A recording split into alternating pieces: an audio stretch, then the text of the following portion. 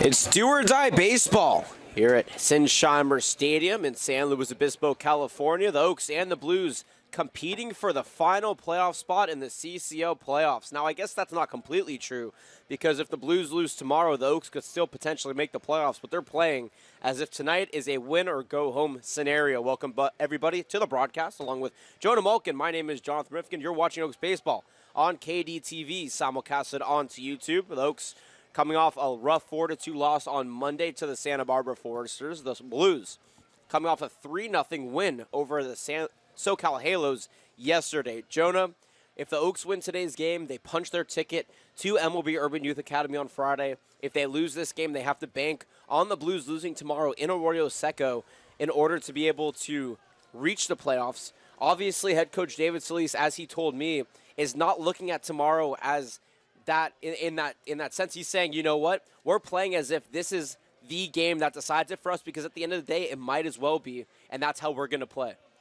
I mean, you said it. It's win or go home, really, for the Oaks, because you don't want to put your eggs in another team's basket and assume that they'll help you out and lose when, look, the Arroyo Seco Saints, they don't have much to play for anymore. So as far as they're concerned, they don't really care if they were to lose to the Blues. So really, it's about the Oaks coming in and taking care of business. And it's not like they had a bad showing against the Foresters on Monday. They lost 4-2. But they actually outplayed them, generated more than double the number of hits, 11 as opposed to 5. Both teams were split on errors at 2 apiece, but really the difference in the game came from the number of walks that the Oaks gave the Foresters, because ultimately that's, Johnny, what ultimately made the difference yesterday, because when you look at the number of players left on base, Foresters left 7, but at the same time, they were able to draw a number of 3-2 walks yesterday, and that's what enabled them to stay alive in innings, especially with 2 outs, which is where normally those 3-2 pitches and circumstances came. So if the Oaks can limit the number of walks, if they can generate 11 hits today and hold their opponent to below 6, like I said, 5, I can't imagine a scenario where they don't come out on top. Yeah, it was 11 walks to only 2 back on Monday against the Foresters. The last time these two teams played was last Friday when the Oaks won 16-6. They are now 1-1 up here in Sinsheimer. This is the 6th and final game. The Oaks currently up in the season series 3-2. Jonah, let's get to the keys to today's game. You talked about limiting the number of walks. Well, you look at the lineup today, and it's pretty normal. No Cody Santana, who has been a phenomenal asset against this team. His right wrist is still hurting him a little bit, so coach is sitting him for today. But other than that, the lineup is mostly the same. Like I said, Cockrell is DHing as opposed to playing first base, so the man playing first base for the Oaks is Brandon Lewis, who's getting his second game, and he only played first base for 7 innings against the Foresters. That does seem to change the fielding dynamic just a little bit with him there at first base. Do you think that they have had now an opportunity to adjust because they've seen him at first base back on Monday? Well, I definitely think that they've seen a lot from him. Look, normally when he plays in the infield, he's playing at third base. Typically is where his spot has been. He has played first base a couple of times, but he's very familiar with the infield. I think part of the move is he sees, okay, he's looked at who does better when the pressure isn't on them necessarily to perform in the infield, Chase Cockrell or Brandon Lewis. And I think what Coach Solis has come to the conclusion and to the realization is that, look, both players can hit extremely well. The question is, which player do we think we're going to need to bat well and maybe take off a little load from him in the infield? And I think Cockrell is the good move, because look, the last time he came here, Johnny, hit a home run, played extremely well, put pressure on the opposing pitcher, and he DH'd, I should say, he played first base, but I just think for Brandon Lewis, he's in such a comfort zone, and part of that is because he's accustomed to doing more than what's asked of him. He's able to play on offense and make plays on defense. You just saw Steve Tolley, one of the assistant coaches for the San Luis Obispo Blues, and Oaks head coach David Solis talking in the batter's box with our umpires. Oaks have a short staff today, It'll be head coach David Solis, Brian Wilson, assistant coach, and interim assistant coach Mr. Torres, who's the father of Joe Torres's, or Oaks pitcher Joe Torres, who's also the head coach at Crescenta Valley High School. He'll be playing first base, or the first base coach today, I should say, in place of Joey Garcia, who unfortunately had to go to a funeral, though, but we wish everything with him the best.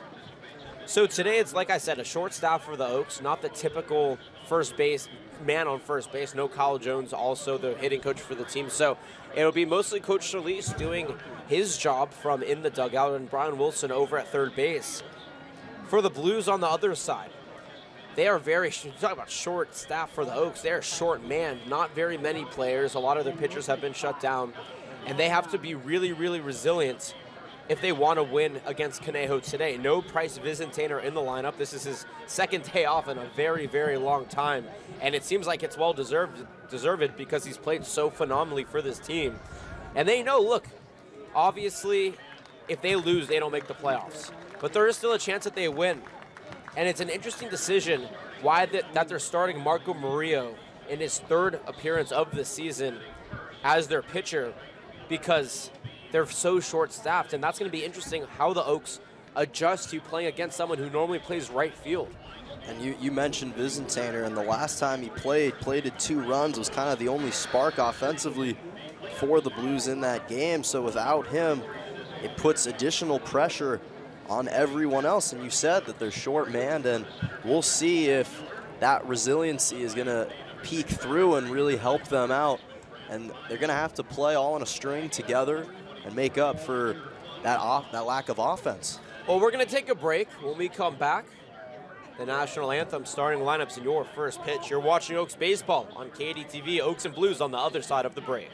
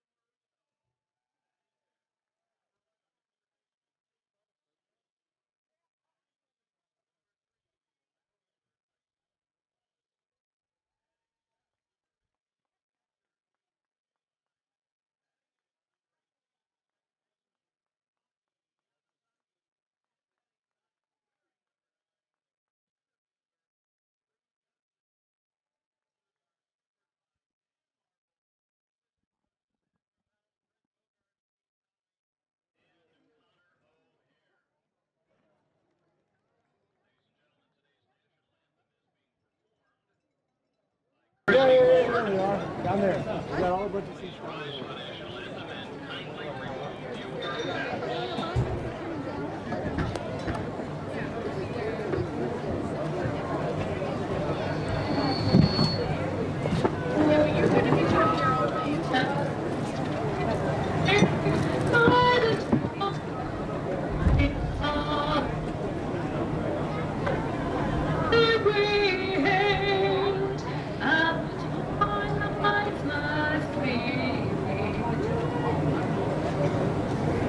Right.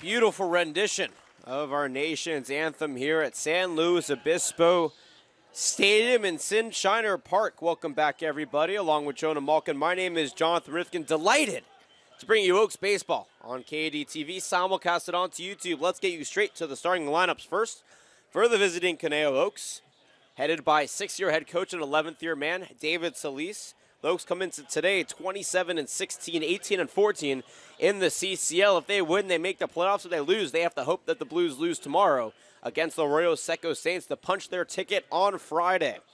Leading off from Purdue, playing right field, Milo Beam. In the second spot is Max Weinstein, playing second base from Cal Lutheran. In the third spot, the L.A. Pierce Junior College product, Brandon Lewis, over at first base. Cleaning up for the Oaks is Chase Cockrell, the DH man from Ole Miss. His Ole Miss counterpart, DJ Miller, is playing center field in the fifth spot. Grant Mayu in the sixth spot, out at third base from San Diego State. Behind him, the catcher Juan Gonzalez from Oklahoma Baptist is in the seventh spot. In the eighth spot, Jordan McFarland playing left field from the University of Arkansas. And to round out the Oaks order, Sam Shaken playing shortstop from Valparaiso. They'll be pitching Jackson Simonsgard. He'll get his second start of the season. The last time he started was back here last Friday against the Blues. I'll give you the Blues field for you. Their starting lineup in the bottom half of the inning. Justin Beck out in right, Drew Judson in center, Tyson Quallison left. Miles Emerson at first, Maki Yamazaki over at second, Ricky Martinez at short. Tate Samuelson at third, and behind the dish, Nate Javine on the mound in his third start of the season and only his third appearance is Marco Murillo from Campbellsville University. On the season, an 0-2 record. In 9 2/3 innings pitched, he has a 4.66 ERA, 12 strikeouts, and no walks. A good stat for him right there. Well, it looks like we're set to go as Mr. Milo Beam will step in, and he will get set here for the Oaks and the Blues. The first pitch chopped towards Martinez at short. He'll make the throw over to first for quick out number one. First pitch time, 6:03. 76 degrees and a slight wind out towards left, and the fans are piling in here at Sinsheim. We're almost an orange seat, or all the orange seats, I'd say, are occupied, as well as the little hill here. Probably over 1,000 fans as the Cal Lutheran slugger, Max Weinstein, steps in. The first pitch runs low and away for ball one. Weinstein on the season, a 371 mark, which is good for fourth in the CCL. 1 home run, 29 RBIs, which leads the team. 29 runs, 11 walks as he slices the second pitch, I should say, he sees in the left center field for a single. The Oaks get a runner on here with one away in the top of the first inning. Remember, if the Oaks win today, they have punched their ticket into the CCL playoffs, which start on Friday. There will be 3 games on Friday. That will be, and then Saturday there are 2 games. Sunday is the championship. And the Oaks are looking to make another run as they did last year, losing to the Foresters in the championship. Brandon Lewis digs in now, 268 average. 7 home runs, 29 RBIs, which is tied for best with Max Weinstein. Weinstein over at first. And he had a grand slam the last time these two teams played here last Friday. The first pitch from Murillo paints the outside corner for strike one. And already a good start. One of the most confident players. Max Weinstein leads off with a base hit. Also one of the most experienced players. So in a tough road environment, it's good to have a friendly face on base. Murillo nods, takes a sign from Javine, deals the 1-1, popped up high towards right center field. Beck and Judson colliding as Judson will make the catch for out number 2. Weinstein back at first base. And for those who remember last year, this is exactly the same situation the Oaks were in. The Oaks had to win in San Luis Obispo on the final day of the season last year, back on July 27, 2016, in order to make the playoffs, and they won 12-4, so they really answered the call. Exactly the same situation here tonight. Chase Cockrell digs in 4 home runs and a 287 batting average. He also has 23 RBIs to his name, though. Runs low and away for ball one. A backhand by Javine. Saves it for ball one. Runner on first base. 2 away, top of the first. Murillo from Campbellsville toes the rubber, checks Weinstein. Pearson fires the 1-0 at the knees for strike one. Nice low pitch from Murillo and an even better backhand from Javon the previous play, preventing Weinstein from being able to advance to second. Middle infield, in a double play formation, even though there are two away. 1-1, slap to short. Martinez over to second for the force out, and we are done with the first half of the inning. No runs, a hit, no errors. One left on base. Half an inning down here in San Luis Obispo. Tensions are high, and the Blues will look to get off to a hot start at the bottom half of the inning. You're watching Oaks Baseball on KDTV. We'll be right back.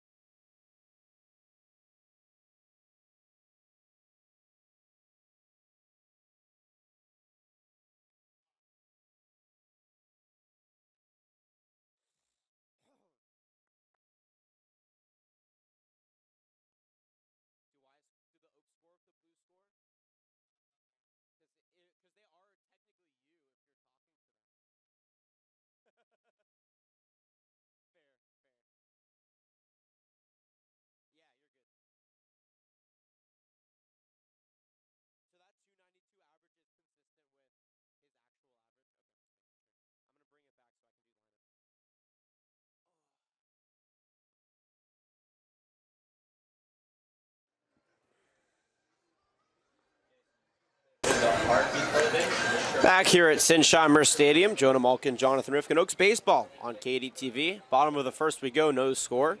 Starting lineup for the home team, the San Luis Obispo Blues. This is game number 47 for them.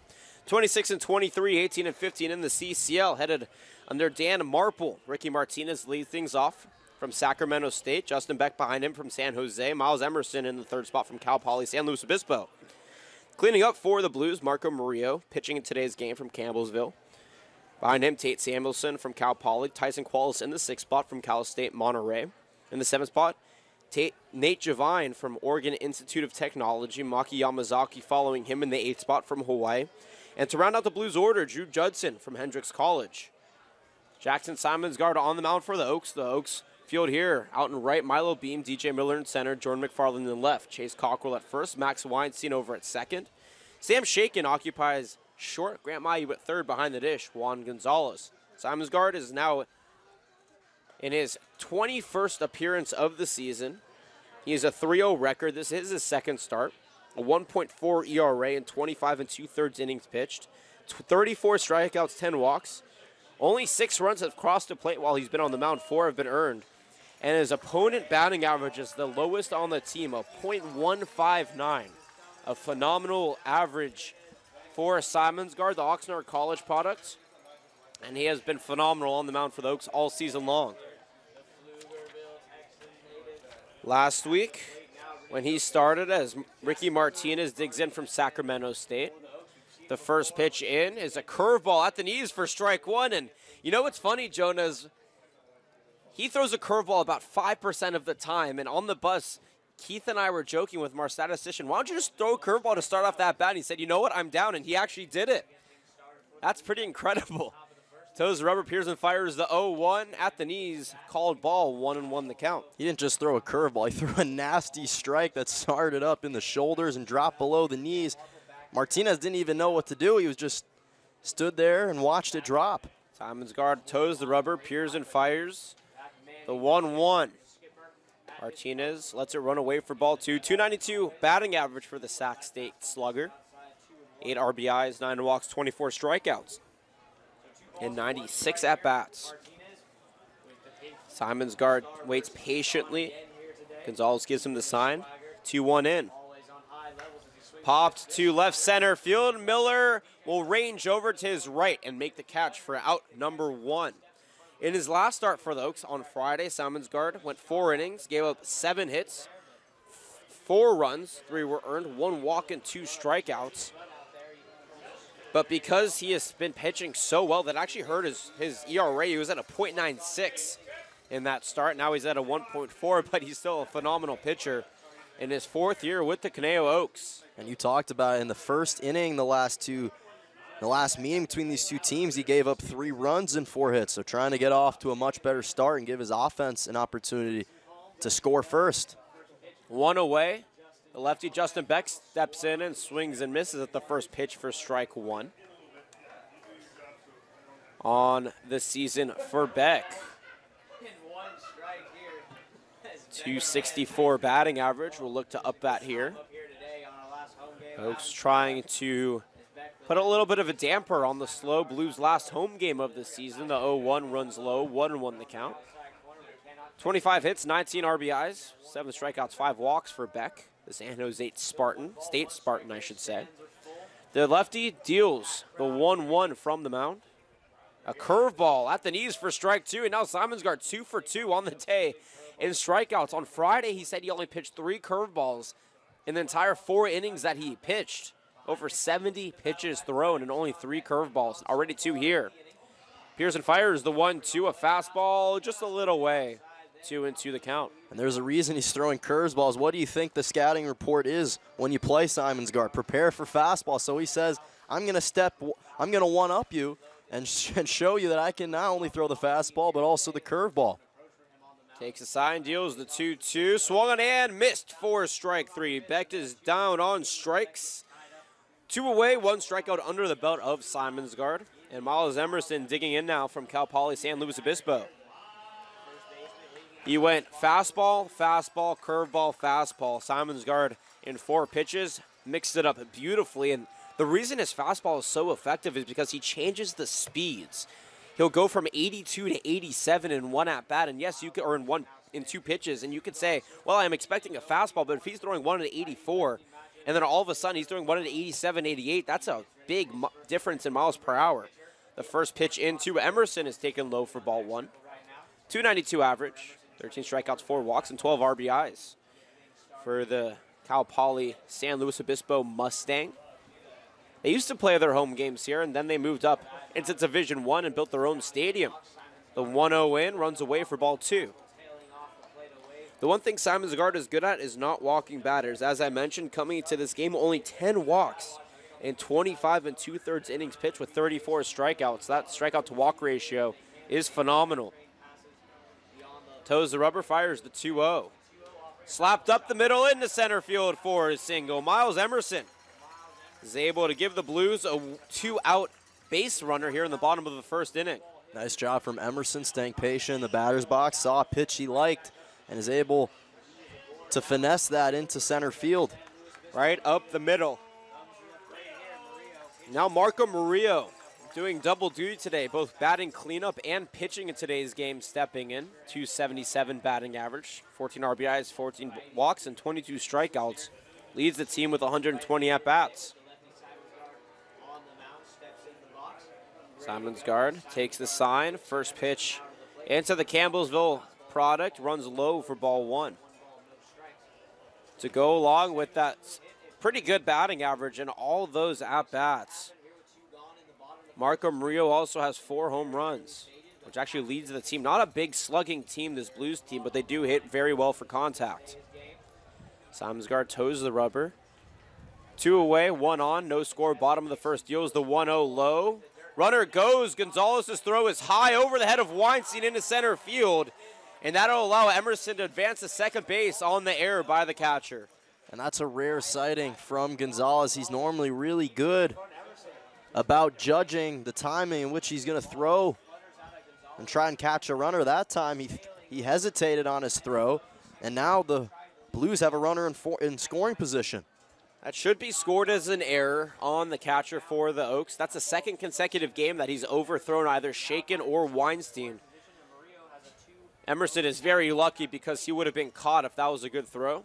No runs, 1 hit on both sides. The only difference, an error for the Oaks. 2-0 count. Runner on second now, 2 away. Bottom of the first inning. Simonsgaard checks Emerson. Toes the rubber. Pearson fires the 2-0. Popped out of play. 2-1 the count. There is almost no room to breathe in the stands here at Sinsheimer today. It is just a phenomenal sight. Definitely over 1,000 fans here on the final home game for the San Luis Obispo Blues. This is the final game of the season for the Oaks. They win tonight, they go to the playoffs on Friday. If they lose, they have to hope that the Blues lose tomorrow in Arroyo Seco in order to punch their ticket. 2-1 in from Simonsgaard. Slap towards second. Weinstein grabs it and fires at the first for out number 3. No runs, a hit, an error, 1 left on base. We're through 1 full here from Sinsheimer Stadium. No score to the top of the second we go. Cockrell, Miller, and Mayu due up in the inning.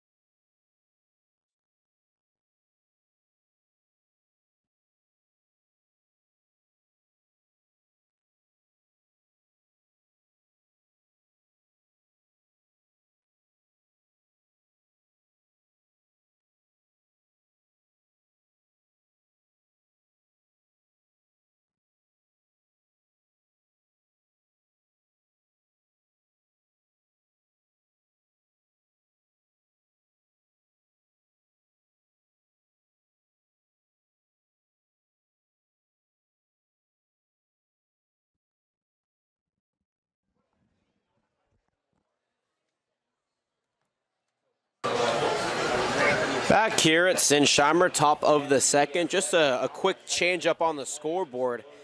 There is no error on Juan Gonzalez because there was no advancement to third, so no errors and a hit on both sides as DJ Miller skies the first pitch he sees in the shallow left center field. Drew Judson comes in and makes the catch for out number 1.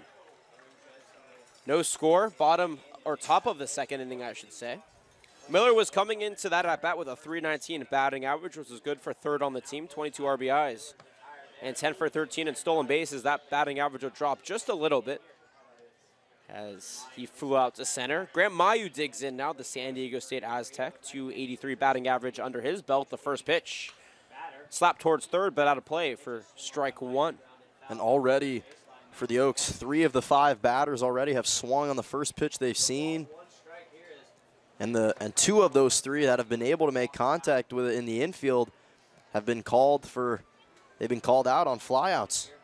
Mayu leads the team in runs with 31. Max Weinstein behind him with 29.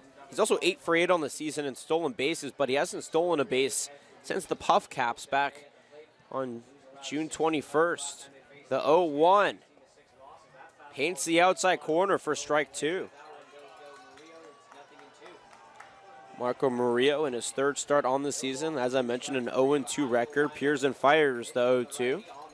Slapped into left field. That'll be fair and roll all the way back towards the left field wall. Qualis runs up on it. The throw comes in. Mayu trying to get to double. The throw is in, but it is not in time. As Grant Mayu legs out a double here with 1 away in the top of the second inning. What a play from Mayu. Speedy over rounding first. Saw that Qualis had the ball, got rid of it quickly to Martinez, and that was actually a tough play for him to be able to slide all the way to second in time, but able to do that, and with 1 away, Oaks already with a scoring position. Mayu is a phenomenal extra base hitter on the season now. He leads the team with 13 doubles. Quality extra base hit. Only 1 triple, but as I mentioned, phenomenal in doubles. Juan Gonzalez digs in now and takes a pitch in the dirt for ball 1. 267, actually 265 batting average, 1 home run, 10 RBIs. Trying to extend that total here with a runner in scoring position and 1 away in the top of the second inning. The Oklahoma Baptist superstar batted .362 this past season with the Bison. Was drafted in 2013 out of Puerto Rico by the Cleveland Indians. Deferred, played at College of San Marcos, and then transferred to Oklahoma Baptist, where he's been a force both on the offensive side and the defensive side. Murillo checks the winner at second and deals the 1-0, swung and a miss for strike 1.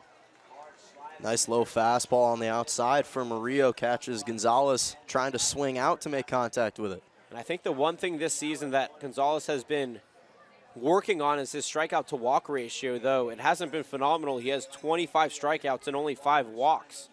That's 5 strikeouts per walk. 1-1, swing and a miss for strike 2. Another beautiful off-speeder this time from Murillo. Gonzalez was expecting a fastball after that's what he received the last time, and Murillo catches him with the off-speeder. No runs, 2 hits, no errors for the Oaks. No runs, a hit, no errors for the Blues. Murillo deals the 1-2. Swing and a miss for strike 3. Down goes Gonzalez. The first strikeout on the day for Murillo. And there are 2 away now with a runner in scoring position and Jordan McFarland stepping in. Jonah, this has been what we've been talking about every single game. For those who've been watching all these games, know that Jonah and I have been talking about the biggest Achilles heel for this offense is runners left in scoring position because they have not been able to advance them with less than 2 outs. Looking like another situation here. McFarland fouls back the first pitch for strike 1. He's batting .267 on the season. 1 home run, 13 RBIs. 10 walks, 28 strikeouts, I should say. And he's trying to get Mayu in from second base. No score, top of the second and 2 away. Murillo checks Mayu and fires in the 0-1, low and away for ball 1. Sam Shaken waiting on deck in the number 9 spot. If the Oaks win out tonight, they'll have a game on Friday, the first game of the playoffs. No time yet for that, but they'll be playing the Orange County Riptide.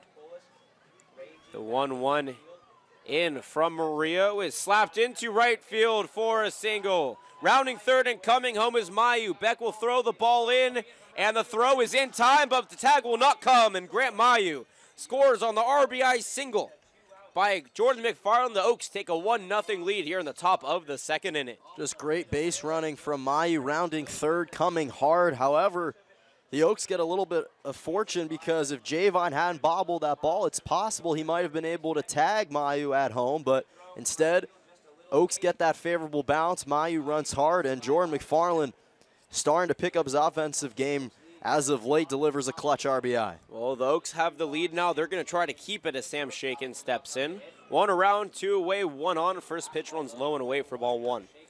.333 batting average, 9 RBIs, 24 runs, 17.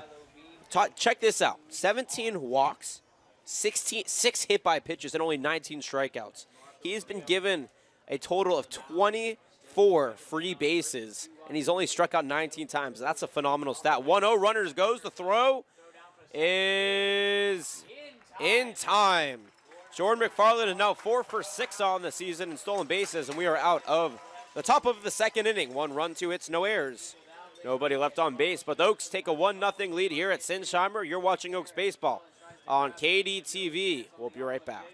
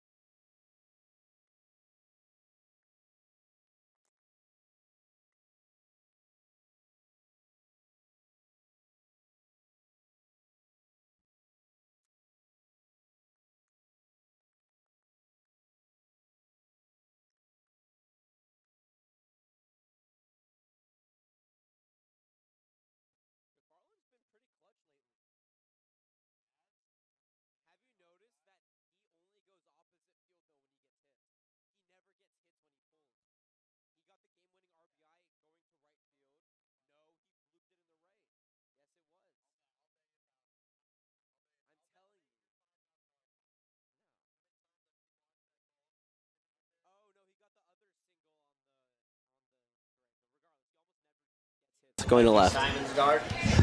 Back here at Sinsheimer, 5, 6, 7 hitters due up as Tate Samuelson takes a fastball inside for strike one.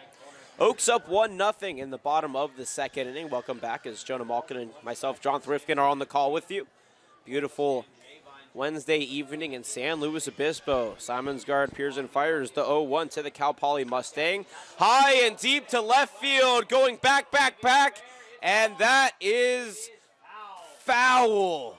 Just missing to the left of the foul pole. That could have tied things up. Tate Samuelson shaking his head.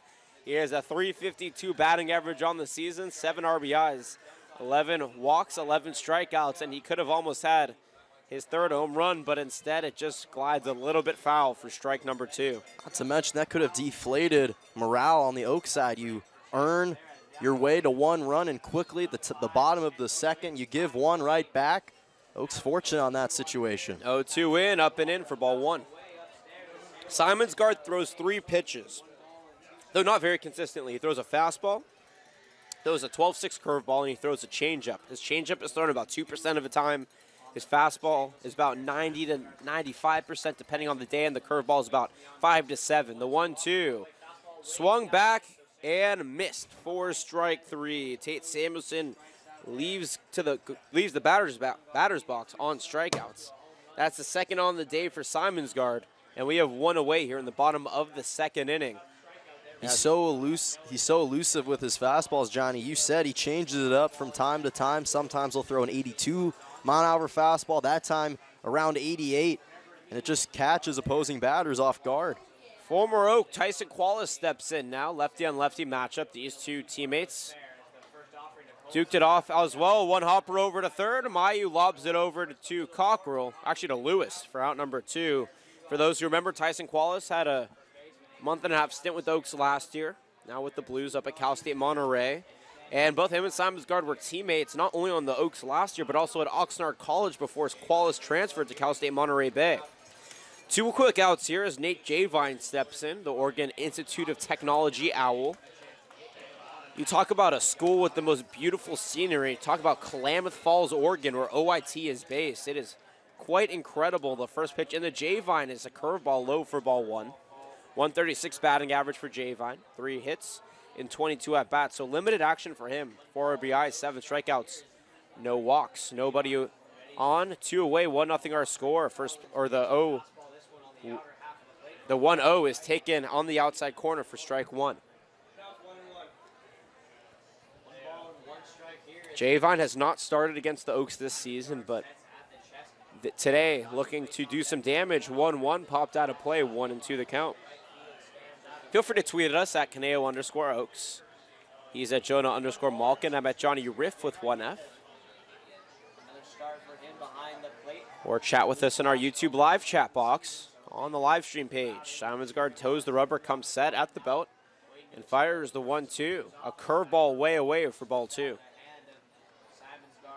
When Simonsgard's accurate with that curveball, that's only the 4th he's thrown on the game, and 2 have been for strikes. When he's accurate, it's really hard to hit, but he doesn't often throw it because it does get away from him, as you just saw right there.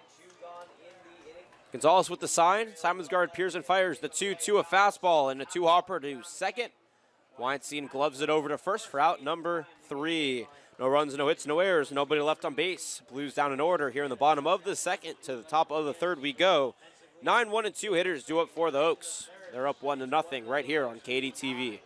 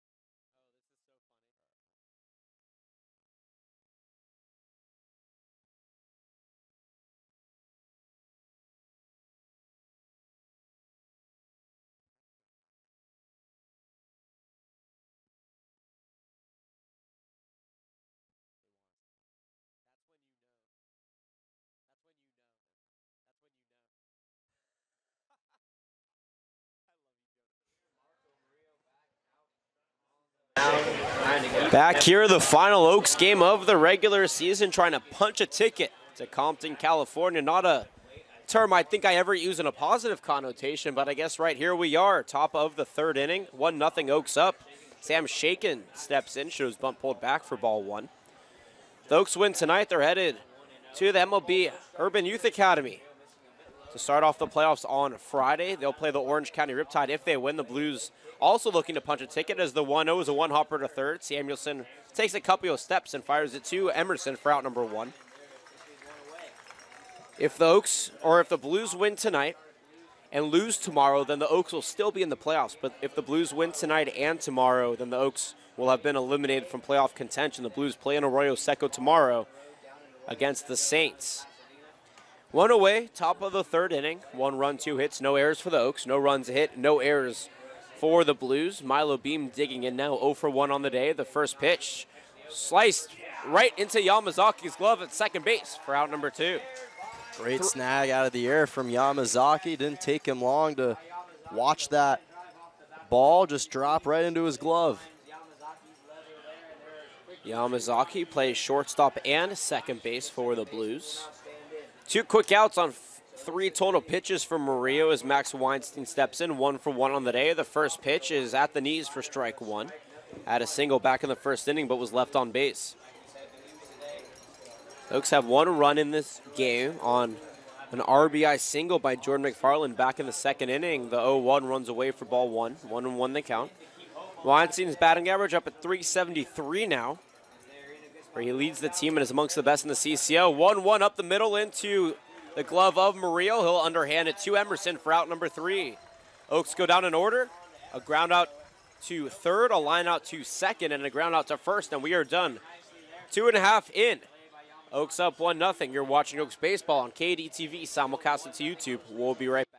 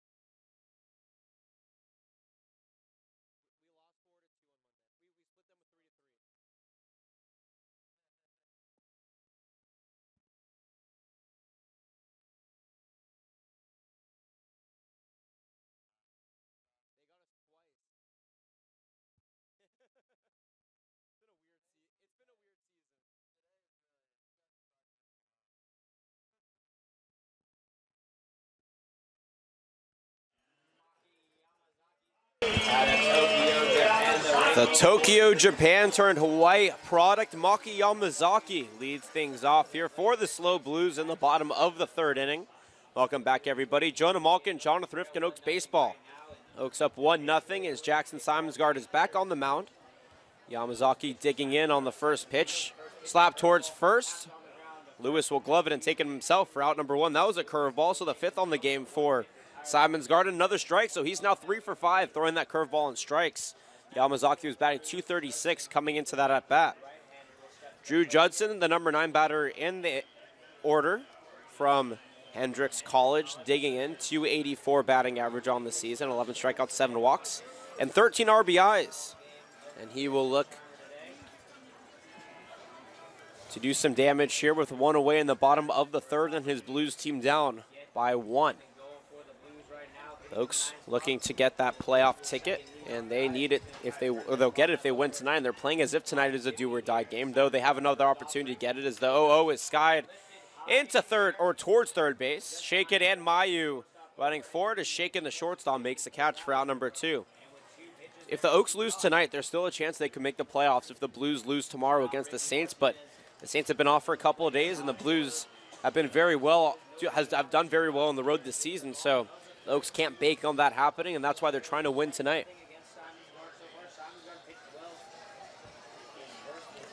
Simonsgaard has done a phenomenal job on the mound so far. 1 hit, 2 strikeouts under his belt, and has retired 6 straight.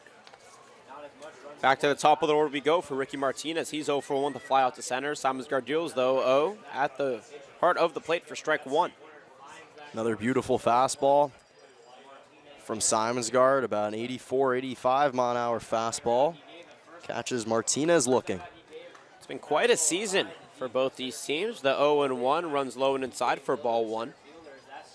The Oaks had the best record in the CCL in the month of June, but started off July a little rocky and dropped off.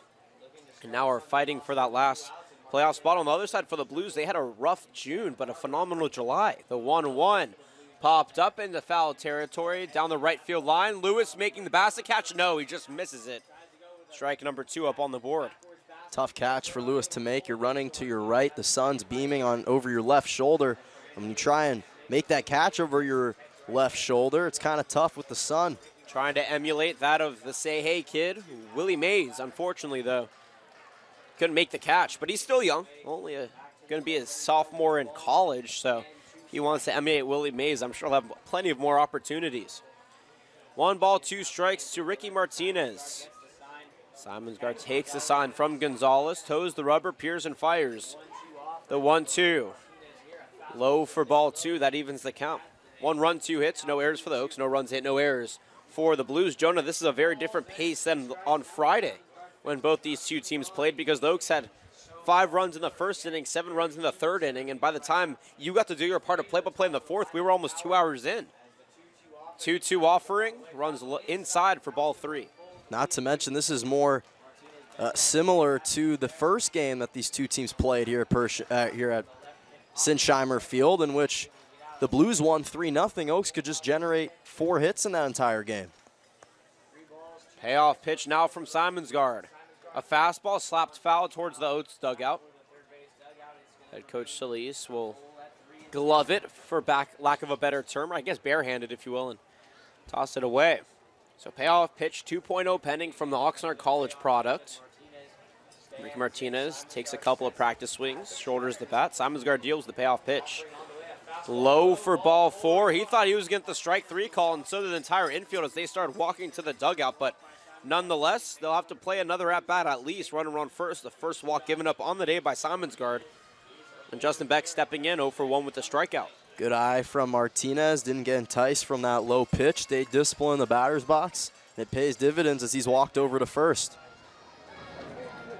As I mentioned, Simonsgaard only had 10 walks coming into today's game. Still not a bad ratio. Lefty on lefty matchup. Simonsgaard deals the first pitch. Slap towards short, shaken, underhands it. No, he's going to make the play at first instead. For out number 3, I guess it doesn't matter. No runs, no hits, no errors, and 1 left on base. We're through 3 full here from San Luis Obispo. Oaks up 1-0. You're watching Oaks baseball on KDTV. We'll be right back.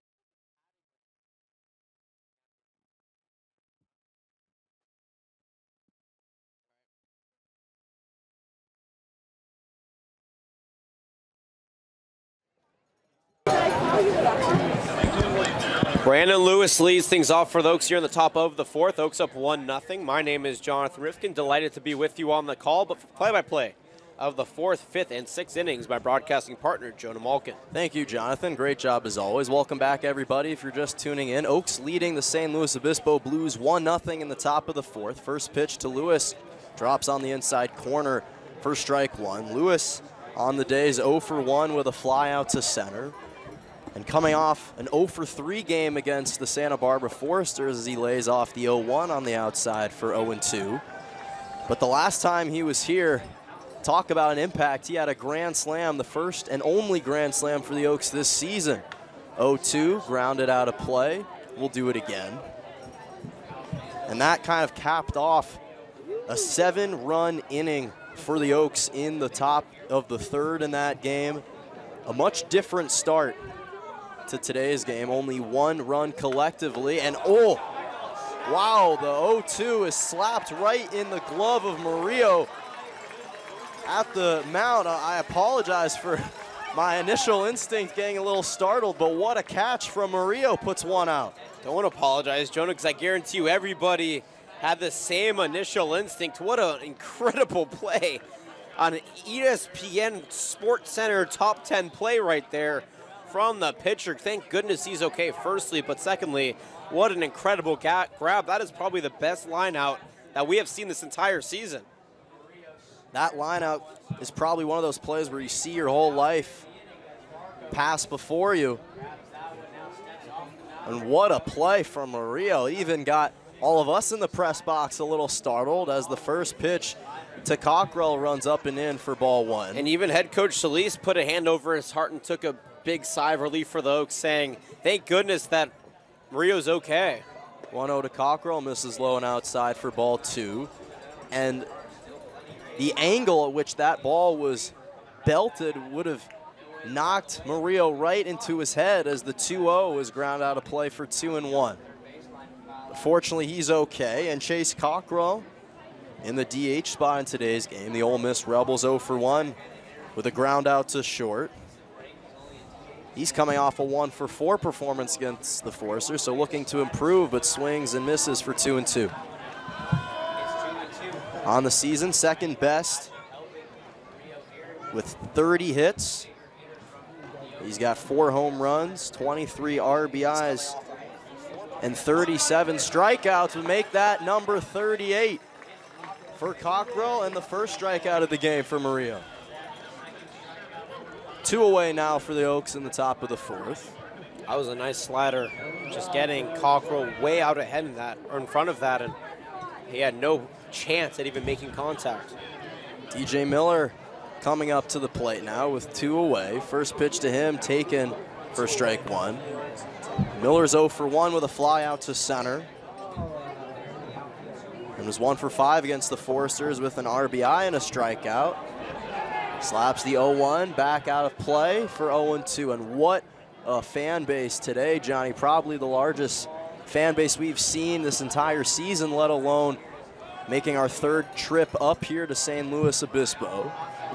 Murillo's 0-2 misses low and outside for ball 1. And unfortunately, we're not seeing the Sandwich Obispo Blues bank mascot. I was really looking forward to getting another crack at putting him on the video camera. 1-2, grounded out of play, and we'll do it again.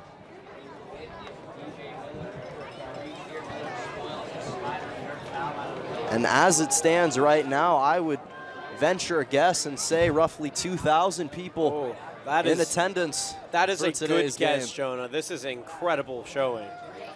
1-2, Miller pops that high out of play, and Beck will let it trail over the wall. Just a phenomenal promotions job and support that this community shows this team. Hands down the best promotions and promoting team in the entire CCL. 1-2 to Miller is slapped high into foul territory. Emerson trying to track it down and makes the catch by the Blues bullpen for out number 3. So a line out, a strikeout, and a pop-up ends the top of the fourth. Oaks can't play any runs on no hits, no errors, and nobody left on base. But they lead it 1-0 as we're through 3.5 here in Sinsheimer Field. You're watching Oaks Baseball on KDTV, simulcast onto YouTube. We'll be right back.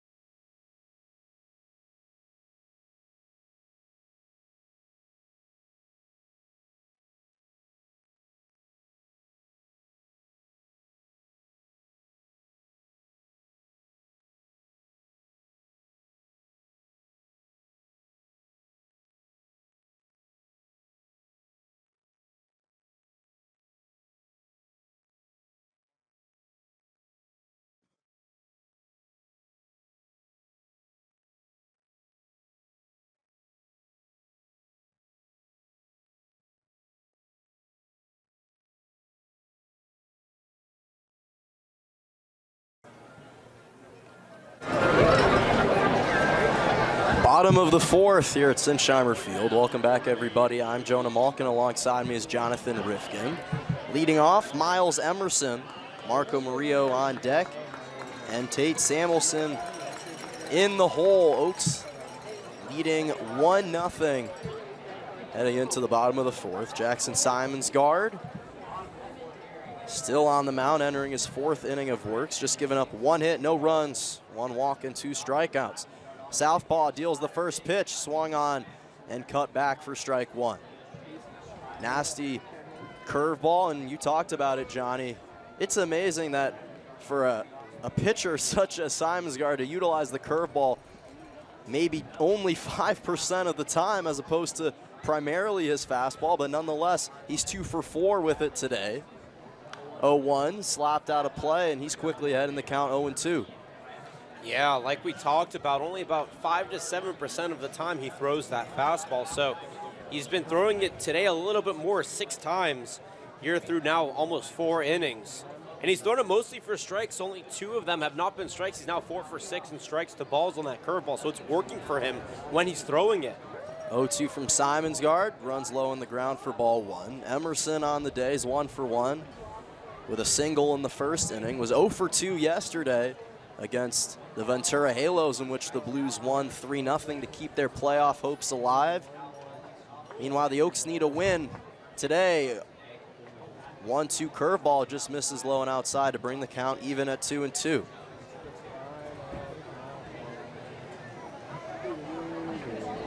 Fast-paced game. Just in our 50th, or nearing our 50th minute, and we're in the 4th inning. 2-2 curveball catches the outside corner for strike 3. Down goes Emerson for the first strikeout of the inning, and Simonsgard has 3 on the day. Jackson Simonsgard, 2 of his 3 strikeouts have come by way of that curveball. And I don't think we can rave about it enough because we haven't seen it so much this season that now that he's throwing it, it is being so effective. And you almost have your jaw to the floor because it's so effective. Murillo steps in, quickly grounds the first pitch to Shaken at short. He'll glove it, make the throw to first for out number 2. 6-3 put out, 2 away for the Blues now in the bottom of the 4th. For the Blues, no runs, 1 hit, no errors, and 2 left on base.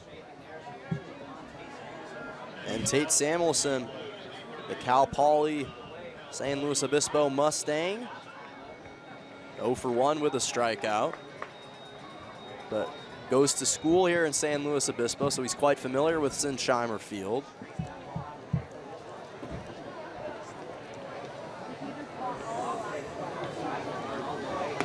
First pitch runs up and away for ball one.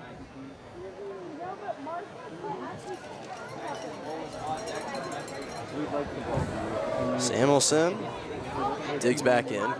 Simesgard fires the 1-0 curveball, swung on a miss for 1-1. Make him 3 for 5 now. Simesgard really feeling comfortable on the mound.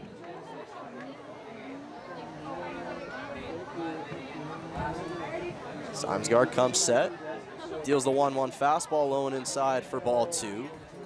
I want to take this time to thank our sponsors.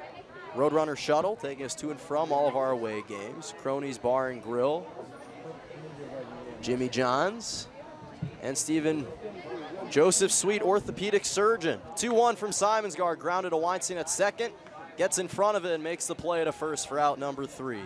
So 3 up, 3 down for the Blues. On no runs, no hits, no errors, and nobody left on base. Oaks lead it 1-0 as we're through 4 full here at Sinsheimer Stadium. Oaks looking to extend that lead after the break.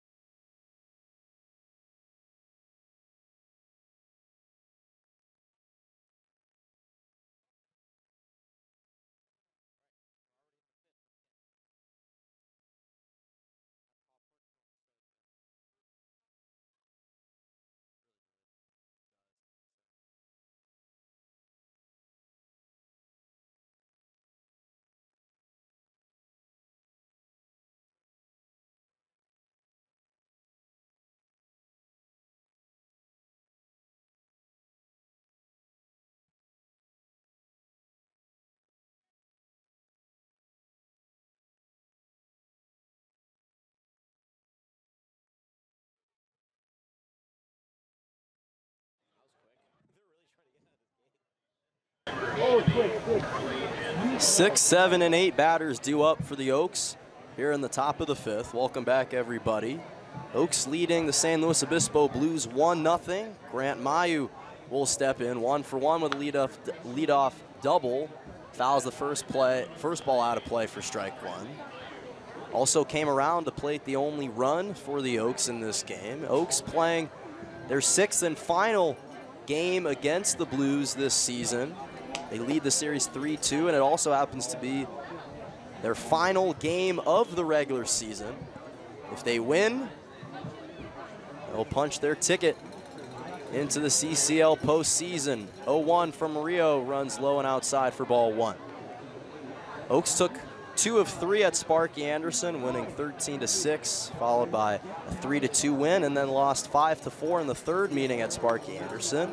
The 1-1 from Mayu was slapped out of play near the alcoholic truck for 1 and 2. I know they've been... That was quite an emphasis you had on the word alcoholic. Well, they tried to offer us a bevy of martinis of the like.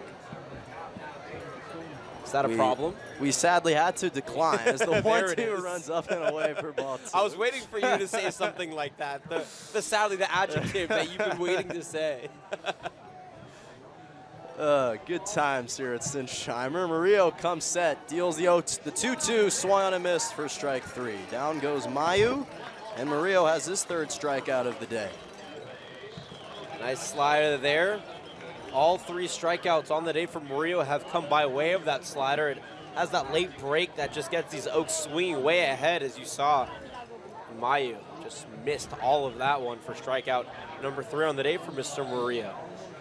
Gonzalez stepping in, 0 for 1 with a strikeout, lays off the first pitch that catches the outside corner for a nice slider for strike 1. And as I was saying, the Oaks 1 for 1 in the series here at Sinsheimer Stadium. Murillo's 0-1 is swung and missed by the Oaks dugout for 0-2. They lost the first one badly, 3-0. Only plated 4 hits in that entire game, and their first hit only came till the 5th inning. And then they responded with a 16-6 blowout. Gonzalez pops the 0-2 into shallow left center, and Qualis makes the catch for out number 2.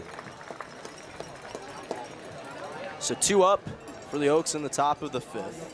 1 run, 3 hits, no errors, and 1 left on base for them. And Jordan McFarland, who's 1 for 1 with an RBI single, will step back in.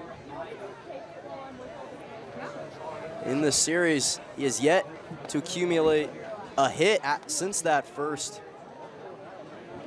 RBI in the 2nd inning as he takes the first pitch outside for ball 1. Coming into that at bat, he was 0 for 3 in the series. Making his 2nd start in 6 games. Rio takes the sign from Javine, comes down the mound, deals the 1-0, tapped back against the fence for 1-1. McFarland was 1 for 3 against the Foresters a couple days ago on Monday with 2 strikeouts.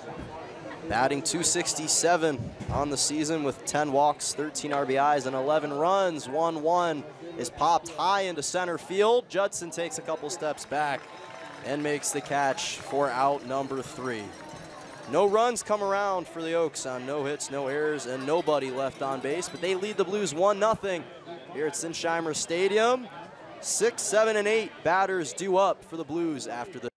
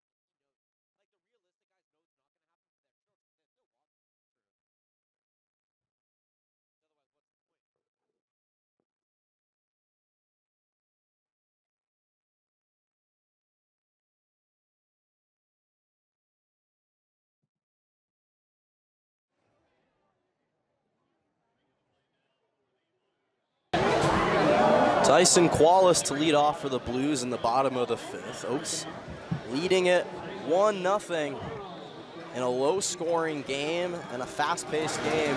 We're just an hour through and already at the bottom of the 5th.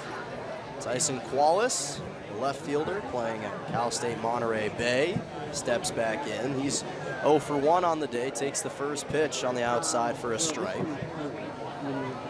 Qualis actually pitched in the last meeting between these 2 teams. Unfortunately, he probably wishes he could have regretted that start. However, gave up that grand slam to Brandon Lewis as he slaps the 0-1 out of play for 0-2. In that game, for Qualis, pitched 2 2/3 inning, gave up 5 hits, 5 runs, all of which were earned, 2 walks, and 2 strikeouts.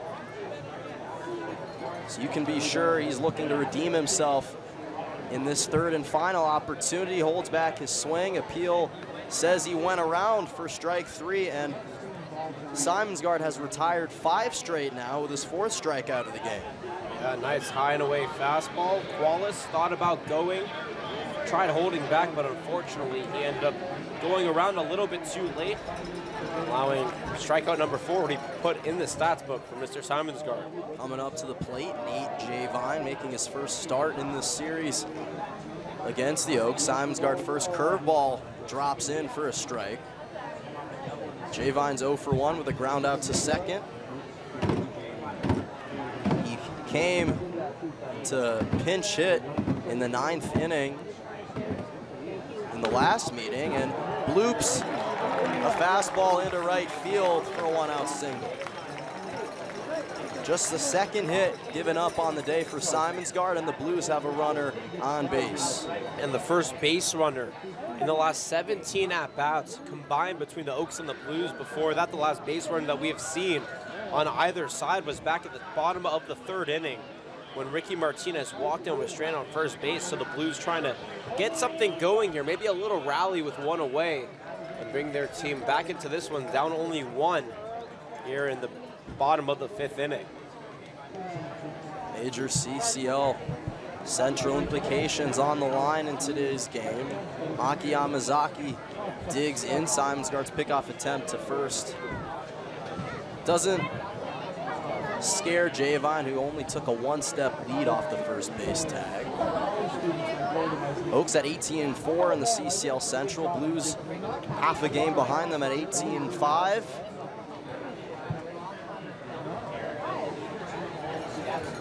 Simonsgaard, 0-1 curveball. Or first pitch, actually. Beautiful curveball. Now make at 0-1.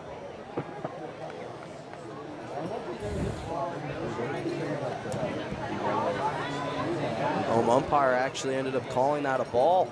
So it's 1-0. Simonsgaard comes set. Deals the 1-0 fastball, this time on the inside corner for a strike. Nice pitch there from Simonsgaard. You follow a looping curveball that just misses with a fastball to the knees on the inside corner, and that's how you mix up your stuff. Like I said, he only throws 3 pitches, only 2 typically.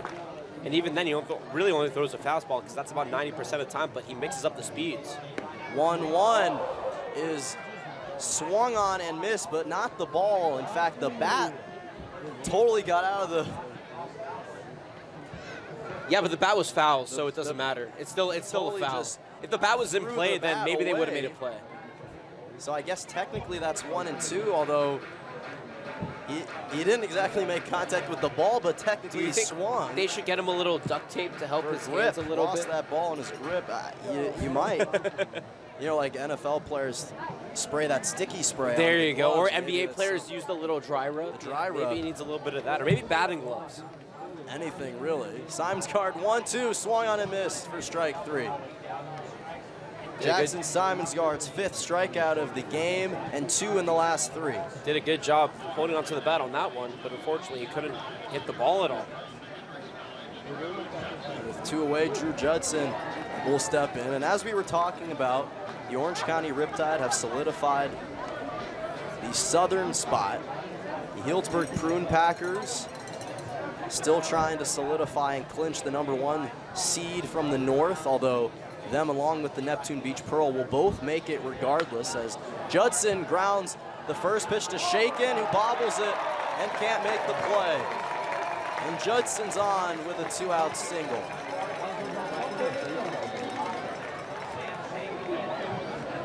And the home scoring will actually give it an error, but nonetheless, Blues extending this inning here in the bottom of the 5th. Yeah, that was 100% an error. Shaken had an easy play to 2 different places, over to second to Weinstein, or to Cockrell, or to Lewis, excuse me, at first. The reason that he bobbled is because he tried barehanding the ball and underhanding it to Weinstein at second base, but when he tried to underhand it while catching the ball in one motion, he lost it, and that's why he ended up getting that error. Oaks clinging to a 1-score lead, trying to get out of this inning with 2 away and 2 on. And Ricky Martinez will step in. First pitch to him, taken on the outside corner for strike 1. Martinez 0 for 1 with a fly out to center. It drew a walk in the 3rd. And up until the base hit from Javine, was the first player from both teams to reach base. Simonsgaard checks the runner at second, fires the 0-1, slapped out a play for 0-2.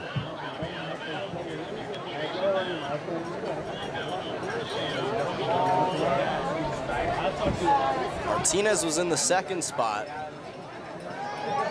in the last meeting here at Sinsheimer Stadium. Actually was impressive, 2 for 3 with a run scored and 2 base hits. Shortstop from Sacramento State digs back in. Simonsgaard trying to get out of this inning. Comes set on the mound, deals the 0-2 up and away for ball 1.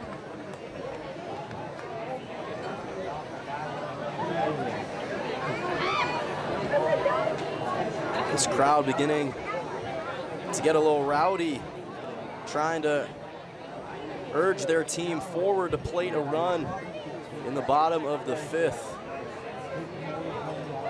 Simonsgaard fires the 1-2 curveball, slow roller to Shaken at short, gloves it, makes the play to first for out number 3.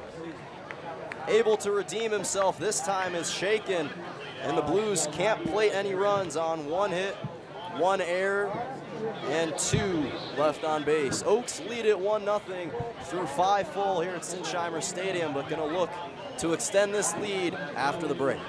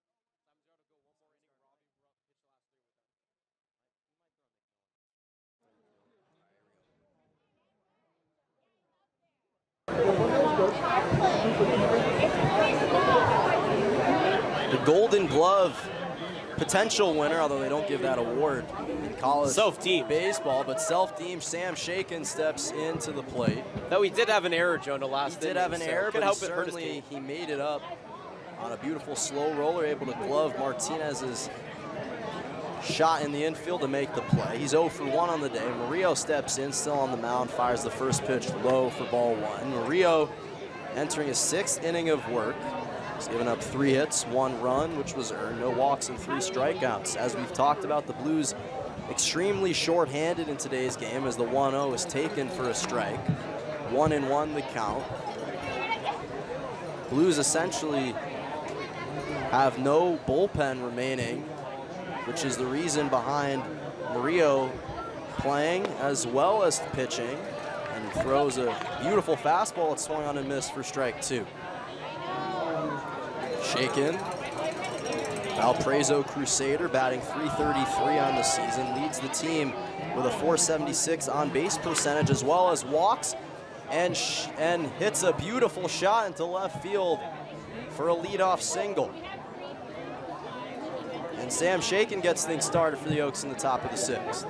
Nice hit there for Shaken, pulling that one into shallow left field, enough to get that ball down for a single. And the Oaks, though it doesn't seem like either team is playing necessarily to their best, they definitely want to add some insurance to this lead, only up 1-0, and having a runner on with nobody away is the way to do that. Back to the top of the order we go. Milo Beams 0 for 2, digs back in. Shows bunt, but pulls back for a strike. He leads the team with 7 sacrificed bunts. His coach has told him to work on it through this off season. He not only has been working on it, he's been tremendous with it, because he's been able to reach base 5 times on those bunts. So the speedy Purdue Boilermaker really successful. Runner's gonna go, 0-1 swung on for strike 2. The slide to second is not in time for out number 1. And Javine has caught 2 runners stealing in today's game. Yeah, now 5 for 7 on the season for Shaken. Got a good jump, thought the bump was gonna come down, but it was just a mishandled offensive opportunity for Beam, and just like that, 1 away. Beam's actually batting extremely well in this series. At exactly 400, but the 0-2 gets past the glove of Javine for ball 1. And that's unfortunate that there's no base runner on base for the Oaks, because that wild pitch would have at least advanced a runner to second, if not maybe even to third. That's when that high risk, high reward opportunity does not pan out for the Oaks. Rio comes set, deals the 1-2, up and in for ball 2, and I think the reason Shaken was informed to go is you prevent the double play scenario, but nonetheless, 1 out. 2-2 catches the outside corner for strike 3. Beautiful fastball upstairs for Murillo, catches Beam looking, and Murillo has his fourth strikeout of the game.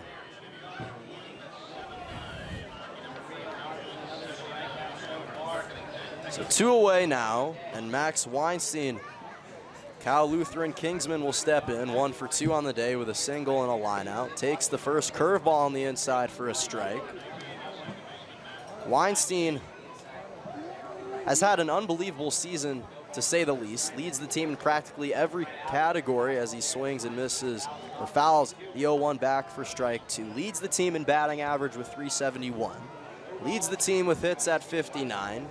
Leads the team in doubles with 20, and leads the team with RBIs with 29. So if you were to give an MVP award, it would be safe to say you could make a strong case for others, but I'd have to say probably Max Weinstein would get that award in my book. And that actually goes into coming into today's game. He's 1 for 2 today, so his batting average is even up a little bit better. 0-2, curveball just misses inside for ball 1. So the thing you want to add, obviously, is the single up on that stat. So that helps him a little bit more. He has 60 hits now on the season as opposed to that 59. 1-2 catches the outside corner for strike 3. Back-to-back strikeouts gives Murillo his 5th strikeout of the game, and the Oaks go down on no runs, 1 hit, no errors, and nobody left on base.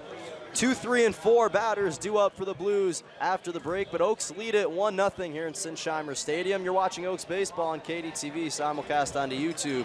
We'll take a short break.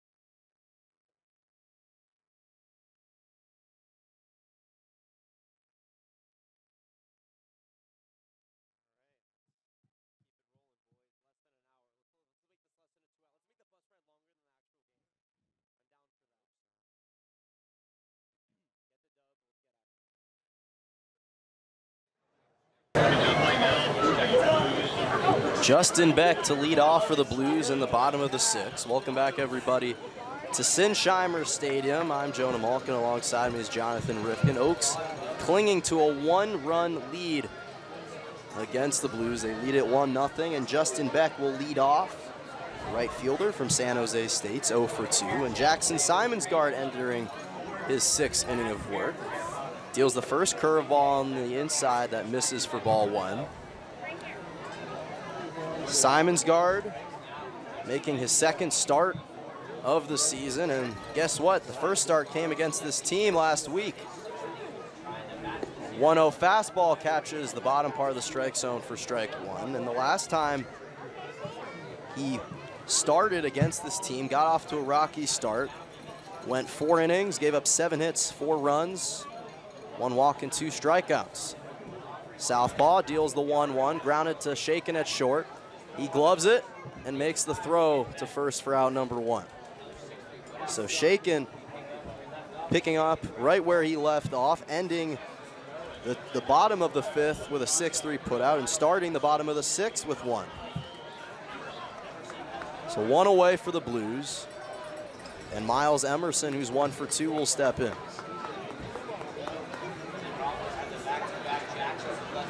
In his first appearance hit a single in the first inning and advanced to second on a pass ball, but then was struck out in the 4th looking. Simonsgaard first pitch, just low for ball 1.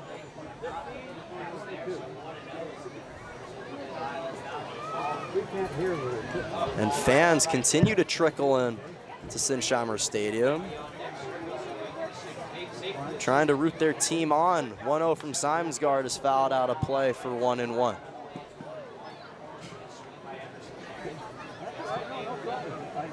Sun beginning to cast some shadows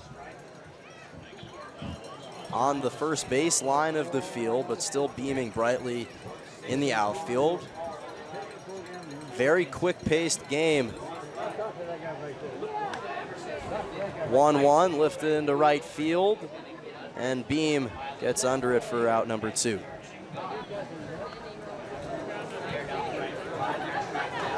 Oaks trying to play their final game of the season and end it with a win to clinch a spot into the CCL playoffs, but the Blues not making it easy in their season finale as well. And Oaks were in a similar position last year when they came to Sinsheimer Field and ended up winning 12-4 in that season finale to propel them into the playoffs. But Murillo rips one into left field, but it just drifts into foul territory. Jonah, first of all, a good swing by Murillo, but I doubt he's going to pitch. But how about Zane Willems throwing bullpen for the Oaks? He is a normal catcher for the team. He did pitch until he had Tommy John I guess 2 years ago now, and decided to be only a catcher. But he's actually throwing some of the Oaks bullpen. I wonder if there's any idea of him being thrown out there, though I doubt there is, because he will not pitch at Texas Tech. And because he doesn't pitch at Texas Tech, odds are his coach probably wouldn't approve of him pitching in the summer league, but crazier things have happened, so we'll see.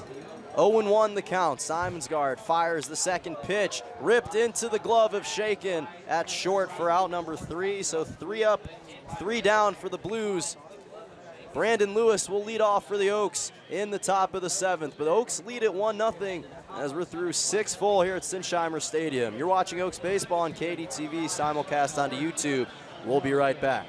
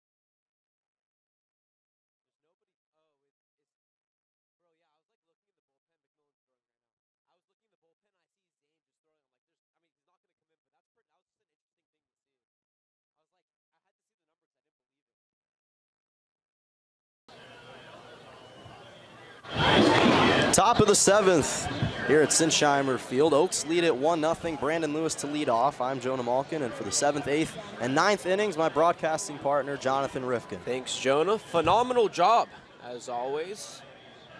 We're happy that everybody is joining us on a beautiful Wednesday evening in San Luis Obispo, California. Just a final city before you really enter the central part of California, about 3 hours north of Cal Lutheran. Oaks, middle of the order, due up 3-4-5, batters up 1-0. Mark Murillo back on the mound, and Brandon Lewis in the batter's box. Swipes the first pitch foul for strike one. He's 0 for 2 on the day with a fly out to center and a line out back to the pitcher. That line out was kind of scary. It went straight back at Murillo, and it looked like it actually hit him, but Murillo somehow managed to make the catch instead. He deals the 0-1. Inside for ball one, 1-1 the count. 1 run, 4 hits, 1 error for the Oaks. No runs, 3 hits, no errors for the Blues. The winner of this game will likely play in the playoffs on Friday. The 1-1 low for ball 2. And by that, I mean if the Oaks win tonight, they do make the playoffs on Friday. If the Blues win tonight, they have to win tomorrow in order to oust the Oaks and get that final playoff spot. So it's kind of do or die for the Oaks here tonight. The 2-1 swiped into left field for a base hit. Lewis will extend it, rounding first, going to second. Qualls with the throw in, will not come in time. And Brandon Lewis leads things off here in the 7th inning with a double. Oh, clutch double from Brandon Lewis, ripped down the third base line. And you couldn't have started off any better in the top of the 7th. You're in a close game, only up 1-0.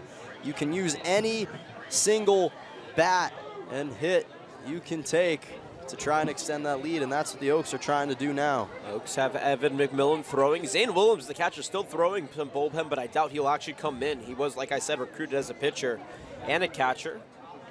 Chase Cockrell digs in 0 for 2. The first pitch from Murillo is slapped in the left field, and that's going to stay fair into the corner. Rounding third, coming home is Lewis. Rounding first, and no, Cockrell's going to stay at first base. Though he could have legged that out for a double easily, but he decided to hold the brakes just cuz. But the Oaks take a 2-0 lead here on the RBI single by Chase Cockrell with nobody away in the top of the 7th inning. Cockrell playing Mr. Clutch as well in this game and giving the Oaks a much-needed insurance run in the top of the 7th. It's his 24th RBI of the season for Lewis, his 30th run scored. And there's going to be a meeting on the mound for the Blues. The Oaks will have the day off tomorrow no matter what. If they blow this lead tonight and the Blues win tomorrow, they would have the rest of the summer off. As the meeting breaks on the mound. Give you the lay of the land for the Blues in just a moment. 1 on, nobody away, 2 runs, 6 hits, 1 error for the Oaks. No runs, 2 hits, no errors for the Blues here in the final home game for San Luis Obispo, number 36 on the season for them. Murillo toes the rubber. DJ Miller steps in. First pitch is taken inside for ball 1. Miller is 0 for 2 on the day with a fly out and a pop out. Justin Beck in right, Drew Judson in center, Tyson Quallis in left. Infield after this pitch. Runner on, 1 around, 1-0 count. Murillo deals. Chopped into left field for a single. 3 straight hits for the Oaks. They have runners on first and second with nobody away, and they try to extend this lead with Grant Mayu coming in. The rest of the infield for the Blues, Mile Emerson at first, Maki Yamazaki at second, Ricky Martinez at short. Over at third base is Tate Samuelson, and behind the dish, Nate Javine. On the mound in his 7th inning of work is Marco Murillo, that they have a couple of pitchers warming up in the pen. Runners on first and second, nobody away, and 1 around in the inning for the Oaks. Grant Mayu on the day, 1 for 2 with a double, a run scored, and a strikeout. Digs in the first pitch from Murillo. Bunt shown, it's down towards third, towing the line as it'll go foul for strike 1. That could have been a very productive bunt, too, from Mayu, because if he could lay that down, not only would it advance the runners, but put 2 now for the Oaks in scoring position. And if the Oaks make the playoffs, they will likely be playing the Orange County Riptide on Friday. That's likely, mind you, depending on what happens with the Neptune Beach Pearl and the Healdsburg Prune Packers. Those 2 teams are tied for first. So one will get the number 1 seed and one will get the number 4 seed, depending on who gets the wild card. I know it sounds weird, but that's how these playoffs work here in the CCL. Murillo checks the runner at second, deals the 0-1, bunts down, back towards the mound. Murillo gets it on the second hop, fires it over to third for out number 1. A nice force out there from Murillo. Runners on first and second on the fielder's choice, 1-5. But the Oaks still up 2-0 here in the top of the 7th inning. Actually, a nice play from Murillo, because Mayu was hoping that on that bunt, he would sacrifice himself to advance Cockrell and Miller to second and third, but instead Murillo changes up the plans and catches him over at third. Gonzalez digging in, 0 for 2 on the day with a strikeout and a flyout. Steps in the first pitch, taken in the dirt for ball 1. So as I was talking about, if the Oaks do indeed make the playoffs, we don't have a game time yet, but as soon as we do have one, it'll be tweeted out, it'll be posted on the website, it'll be all over the place, so you can tune in. But that's a big if. Still a lot of game left to play. The 1-0 runs inside, 2-0 the count to Gonzalez. Brandon Lewis led off the inning with a double. Cockrell singled him in. Miller singled. Mayu grounded into a fielder's choice back to the pitcher. Runners on first and second, 1 away. Murillo deals the 2-0 in the dirt for ball 3. Gonzalez is showing nice patience right now, forcing Murillo to pitch around him instead of at him, and that's why he's ahead in the count 3-0. Andy Garrettson, the right-handed pitcher from Cal State San Marcos, warming up now for the Blues. The 3-0. Fouled back against the fence, 3-1 the count. 2 runs, 7 hits, an error for the Oaks. No runs, 2 hits, no errors for the Blues. The Oaks haven't had anybody seriously warming up. McMillan threw a couple of pitches, but other than that, he's currently sitting, so maybe a 7th inning is in the future for Simonsgaard, who's been playing very well for the Oaks. Murillo checks the runner at second, deals the 3-1, fouled back against the fence, and now the count's full, 3 balls and 2 strikes. Surprisingly, Johnny, this is just the first full count situation for the Oaks, just 2 collectively between the 2 teams. Not a lot of pitches thrown on either side. There have been a lot of outs before this inning. Oaks really forcing the issue in the top of the 7th. Payoff pitch now from Murillo. Comes in, runners go, swipe towards third, but out of play, and we'll do it again. 3 balls, 2 strikes. At this time, I'd like to thank the Oaks sponsors, Roadrunner Shuttle, for getting the Oaks to and from their away games safely. Coney's Bar and Grill, Jimmy John Sandwiches, and Stephen Joseph Sweet, orthopedic surgeon in Oxnard, California. Each and every Oaks sponsor is an important part of the Oaks family. 3-2 count once again, 1 away and 2 on, 1 around in the inning. Oaks up 2-0. Hope everybody's enjoying their Wednesday evening. We know that it is a kind of a, it's not a hassle, but if you're on the East Coast, these late starts can impede on your evening, so we definitely appreciate everybody taking time out of their days and evenings to watch some Oaks baseball. Meeting on the mound now as Javon and Murillo have a conversation. Meeting breaks.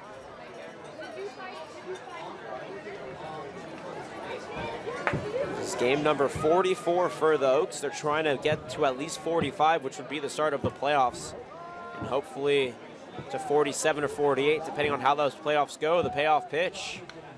High to left center field. That ball will be caught by Qualis out of left, keeping the runners at bay at first and second, and there are 2 away. The former Oak, Tyson Qualis, able to make a nice catch out there in left field, and that puts 2 outs up on the board. Miller still at second, Mayu still at first. 2 away for Jordan McFarland on the day, 1 for 2 with an RBI single and a flyout. He was also caught stealing to end the 2nd inning. Batted .271 this past season with the Arkansas Razorbacks. And the 0-0 in. Runs low for ball 1. For the 3rd straight time, Murillo's first pitch to 3 consecutive batters has been a fastball inside, trying to catch the Oaks to swing early. 1-0 in.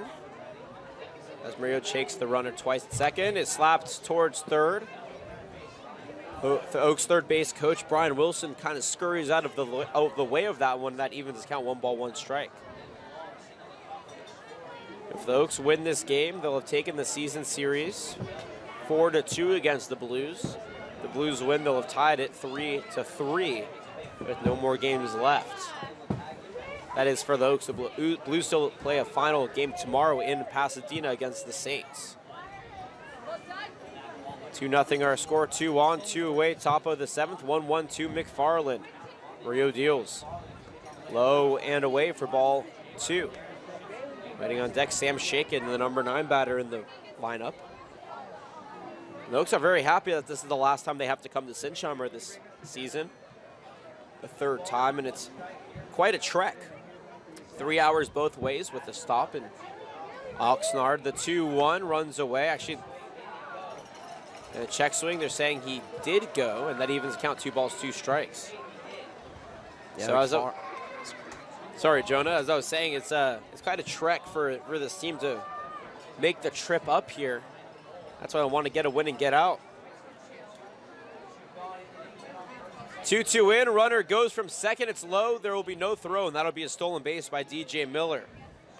That's his 11th on the season, now 11 for 14. A nice heads up play from Miller, too, because now with runners at the corners, one slow roller in the infield could bring Miller home. Runners at the corners. Payoff pitch now for the second consecutive batter pending as Murillo peers and fires. Runner goes, slap towards third, foul, and we'll do it again. 2 runs, 7 hits, and an error for the Oaks. No runs, 2 hits, no errors for the Blues. And we don't have an official total of the fans here, but somewhere between 1,200 and 1,500 fans. We'll get that official number for you in probably the top of the 9th inning, but quite a showing here at Sinsheimer. Just a beautiful sight to see as the sun begins to set over the San Gabriel Mountains. And Mayu runs right behind Murillo. He didn't even notice it. Mayu took off before Murillo was even in the stretch and gets his stolen base. He's now 9 for 9 on the season. Not to mention he caught Yamazaki and Martinez both sleeping. They didn't see him running as well. 3-2 pitch again, chopped towards third, out of play. So Mayu is able to elude the entire infield and the pitcher for the Blues and get over to second. Miller over to third on a stolen base in the previous, or before the previous pitch, I should say. So the Oaks have runners in scoring position now with 2 away, up 2-0. Murillo takes the sign, toes the rubber, checks the runner, deals the 3-2.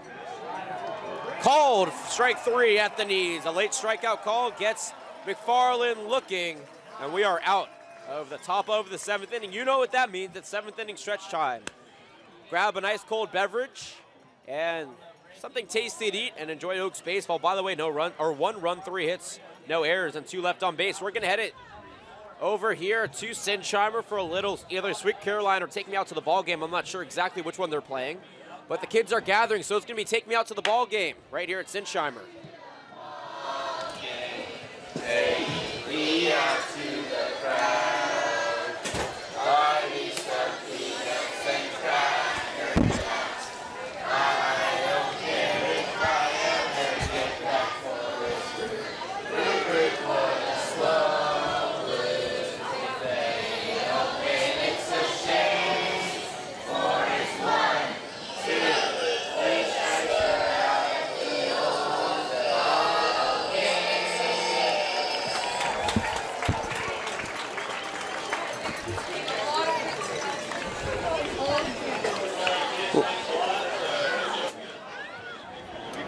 Little friendly rendition of the Take Me Out to the Ball Game song here at the 7th inning stretch at Sinsheimer.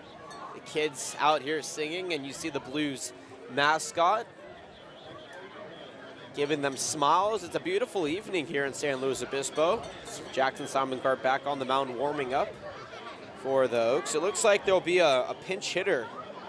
Nope, it is still Tate Samuelson, but there is going to be a change, I believe, in the field as the umpire was receiving a change on the scorecard from third base coach in today's game, Steve Tolley, for the Blues. But we'll see what that change is if or when it comes. Right now, it looks like Samuelson and Qualis are both out there. And the hole is Nate Javine. 7th inning of work about to start for Jackson Simonsgaard. And Jonah, what have you seen from the Oaks starter today that has been unprecedented? I don't think we could have thought of a better start for the Oxnard College product. Well, kind of ironically, the thing that he's been doing extremely well has been his utilization of the curveball. We've seen it's actually been really effective because it's taken opposing batters off guard. They're expecting the fastball. That's what the scouting report says, and instead, Simonsgaard is utilizing the curveball, and he's actually been able to generate 3 strikeouts from that curveball. So overall, a very successful curveball day for the southpaw.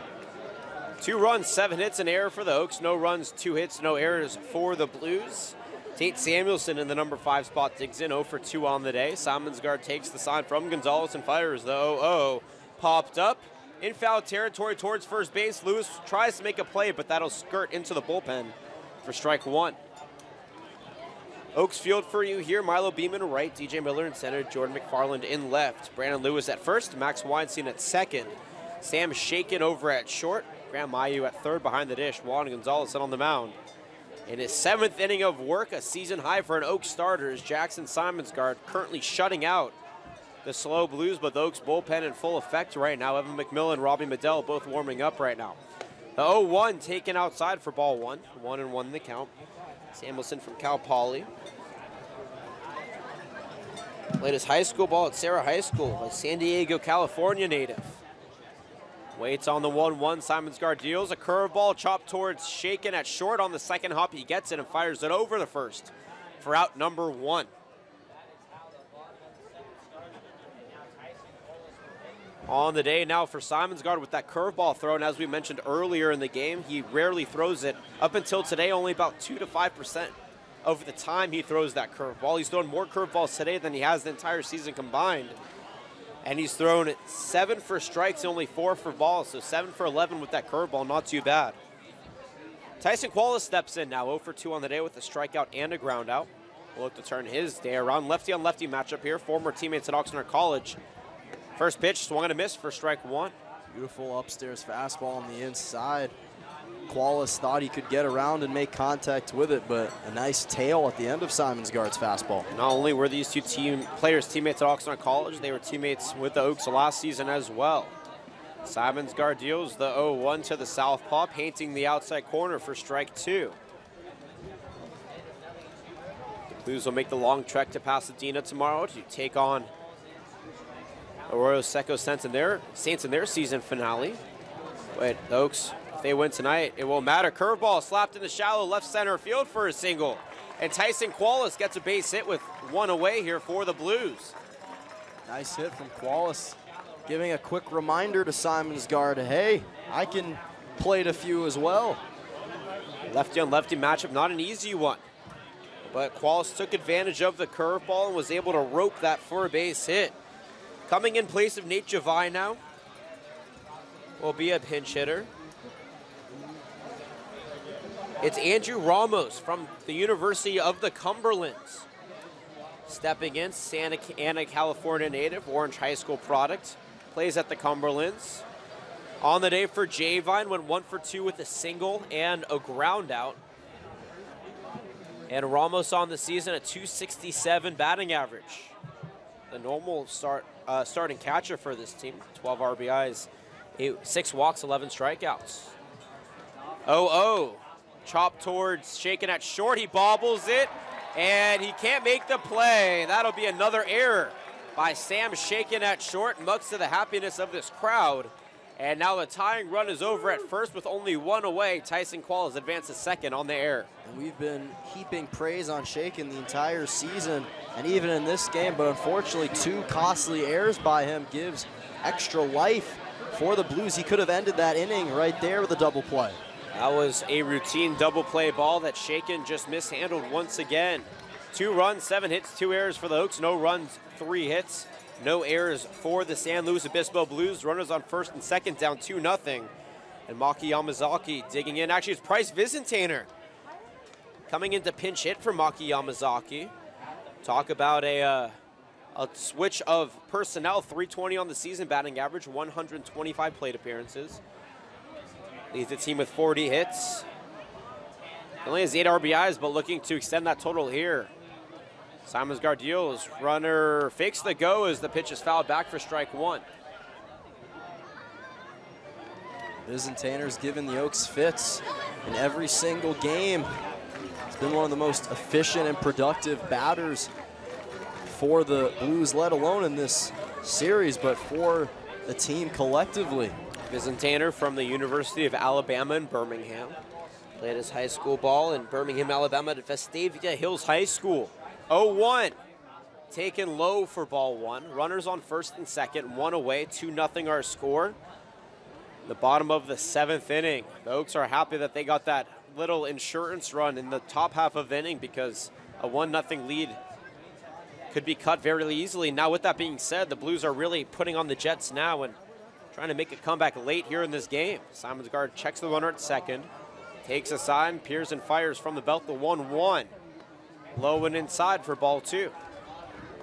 Qualis over at second, taking a sizable lead, and I think it's throwing Simonsgaard off just a little bit. And by the way, it counts 2-1, not 1-2, but he's taking a good about 3.5 step lead, and when Simonsgaard toes the rubble, you'll see that he actually takes even a bigger lead as Simonsgaard checks him to try to throw him off, and I think it's working.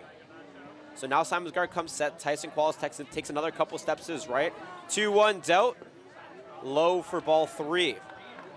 The Oaks have a couple of pitchers warming up. Ty Harper now, Evan McMillan.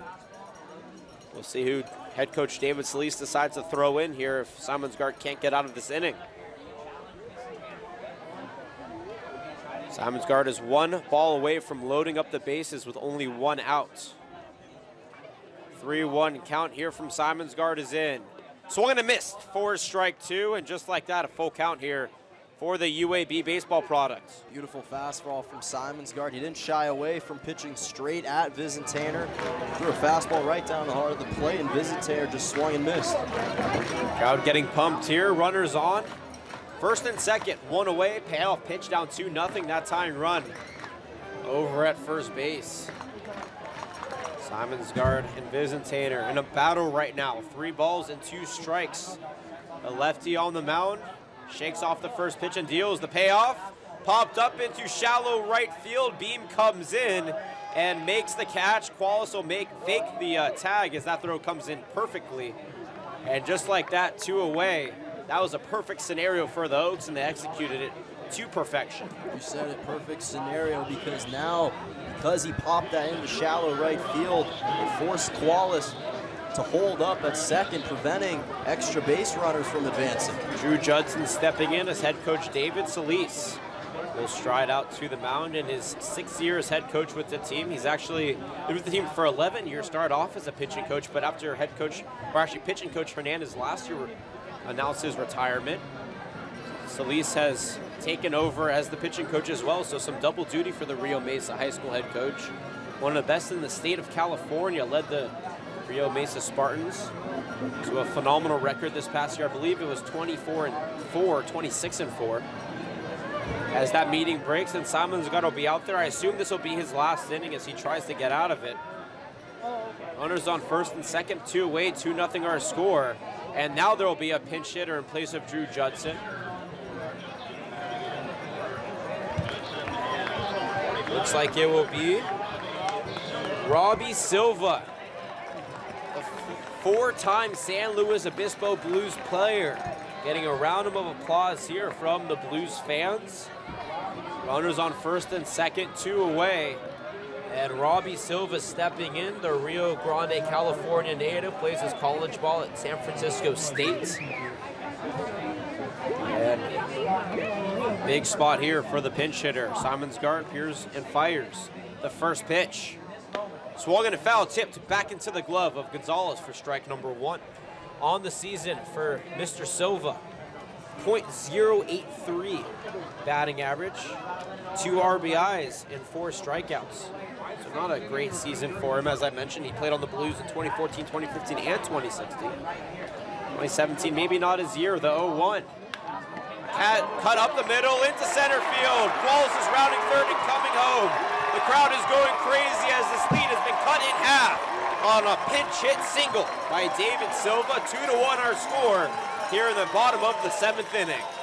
Clutch RBI from Robbie Silva, and further illuminates the importance of that error from shaking it short, because with that error, now that gave extra opportunities, and now it's just a 1-score lead. That is a frustrating sight for the Oaks, and Simonsgaard's day will be done. Runners on first and second, 2 away, 2-1 our scores. We hit the break. Give you all the information on the Oaks' new pitcher when we come back. You're watching Oaks baseball on KDTV. Playoff implications on the line, and boy, is it a fun one. Ty Harper now will be on the mound when we come back.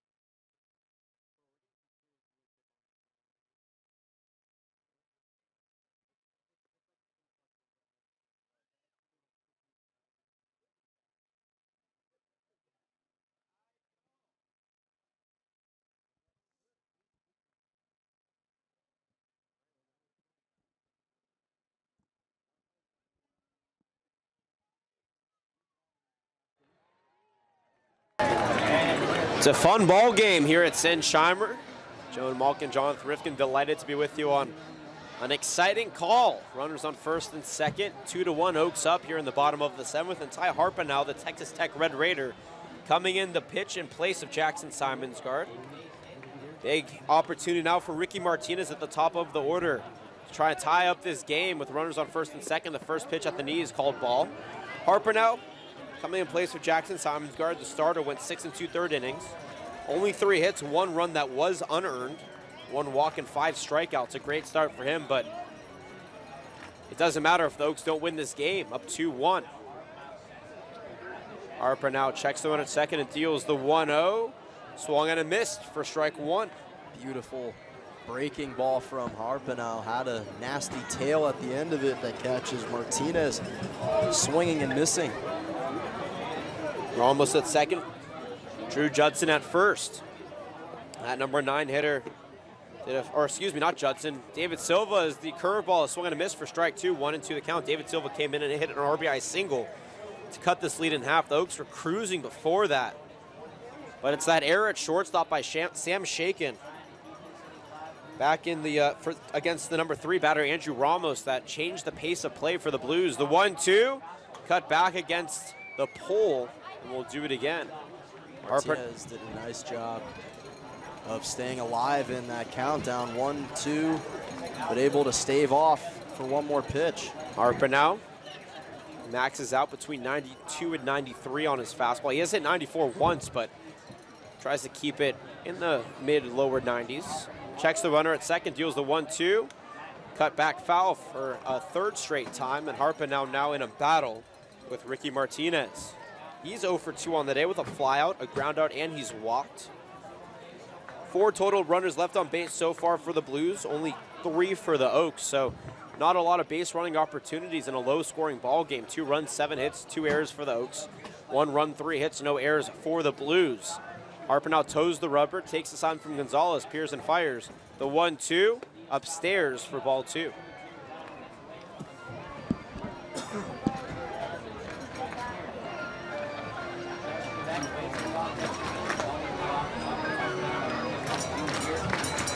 Harpenau on the season for the Oaks. Not too shabby out of the bullpen, as you saw him meeting there. This is his 14th appearance. He has an 0-1 record, but a 2.87 ERA. 15 2/3 innings pitched. He takes a sign from Gonzalez at the belt. Takes that ball in his right hand, gloves in his left, and deals the 2-2. Popped out towards right, but out of play, and we'll do it again. Harpenau is battling now. Is up in the count 1-2, now even at 2-2, and Martinez starting to swing with better timing, starting to judge the balls better. He's been late on every fastball that he's fouled off against Harpenau, so Harpenau probably going to change it up. I'd expect to see a changeup or a curveball.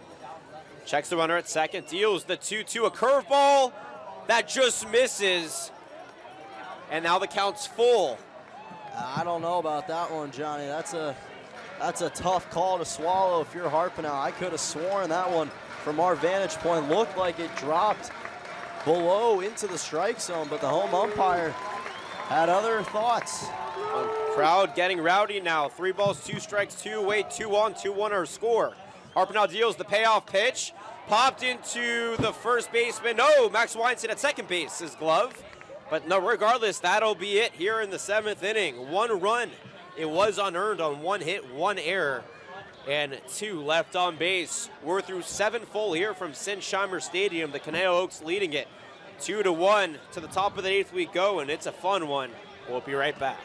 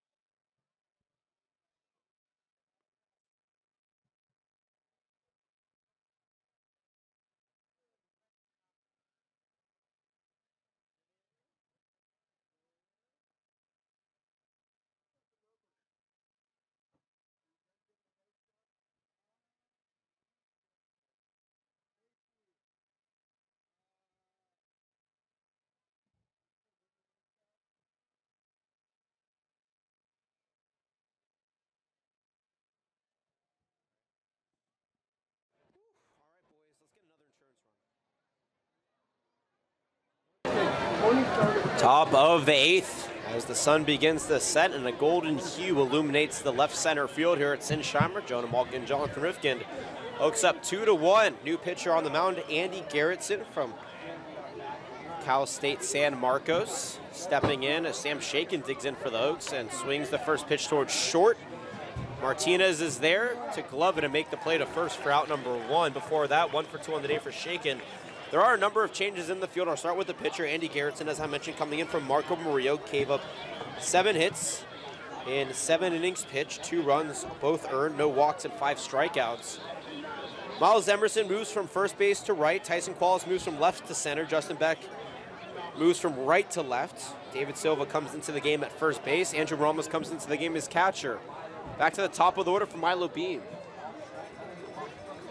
First pitch is at the knees for strike 1.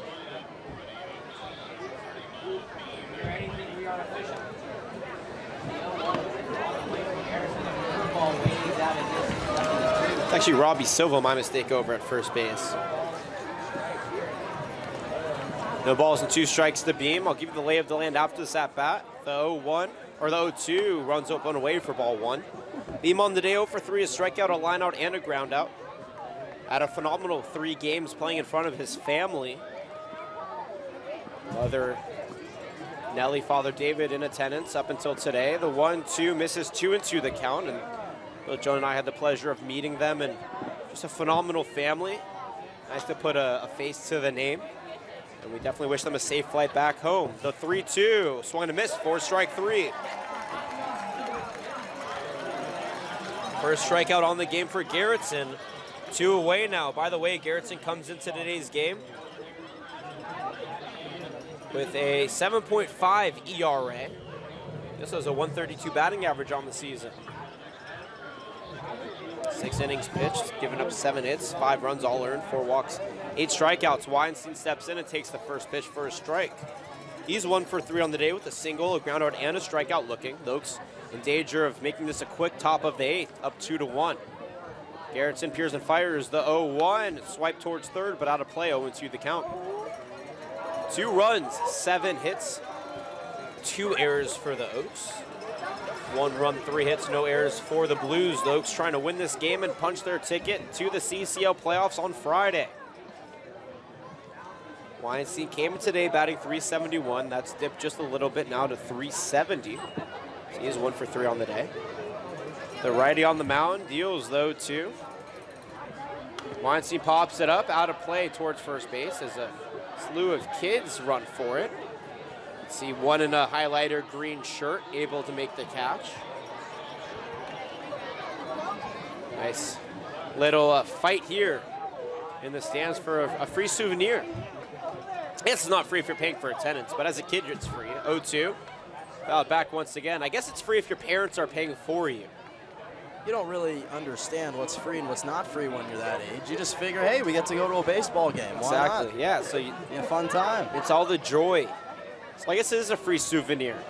And I guess it doesn't matter as long as you're happy, right? Happiness trumps all. The 0-2 win from Garrettson. Popped back for a 4th straight time, and Weinstein really battling to stay alive here.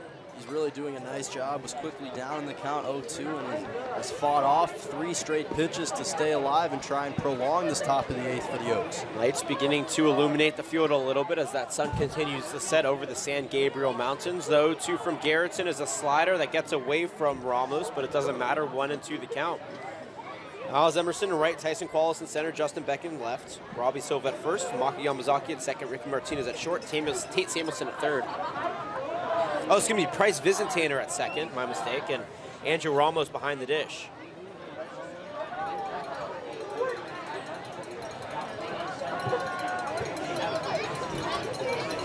One-two in the dirt, 2-2 the count. And remember that the Blues have had the ability to come back late in games, especially last Thursday when they played the Foresters. They were down 4-1.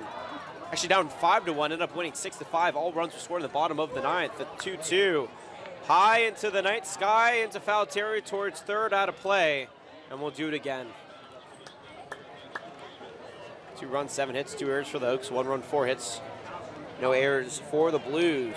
Now it actually should be 3 hits. Up on the board, they gave the Blues another hit, even though there shouldn't be one. That's kind of interesting. Someone must have bumped the button. Just kidding, there is 4. So they're actually right. 2-2, skied into shallow center field. And actually Ricky Martinez and short will able to make the catch behind the second base bag for out number 3. Oaks go down in order, no runs, no hits, no errors, nobody left on base. 3-8.5 here from Sinsheimer, Oaks up 2-1.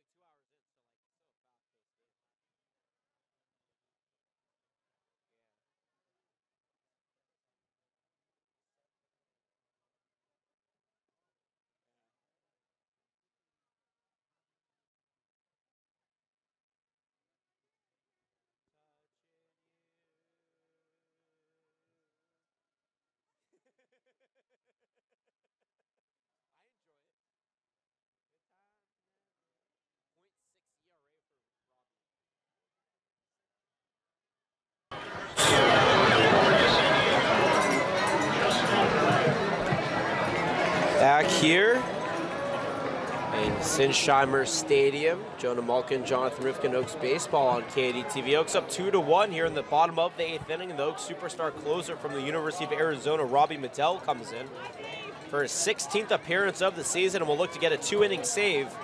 He is 11-11 on the season with a .6 ERA. Justin Beck steps in and takes the first pitch for strike 1 at the knees. Ty Harper now is done. 1 inning, no hits, no runs, no walks, no strikeouts.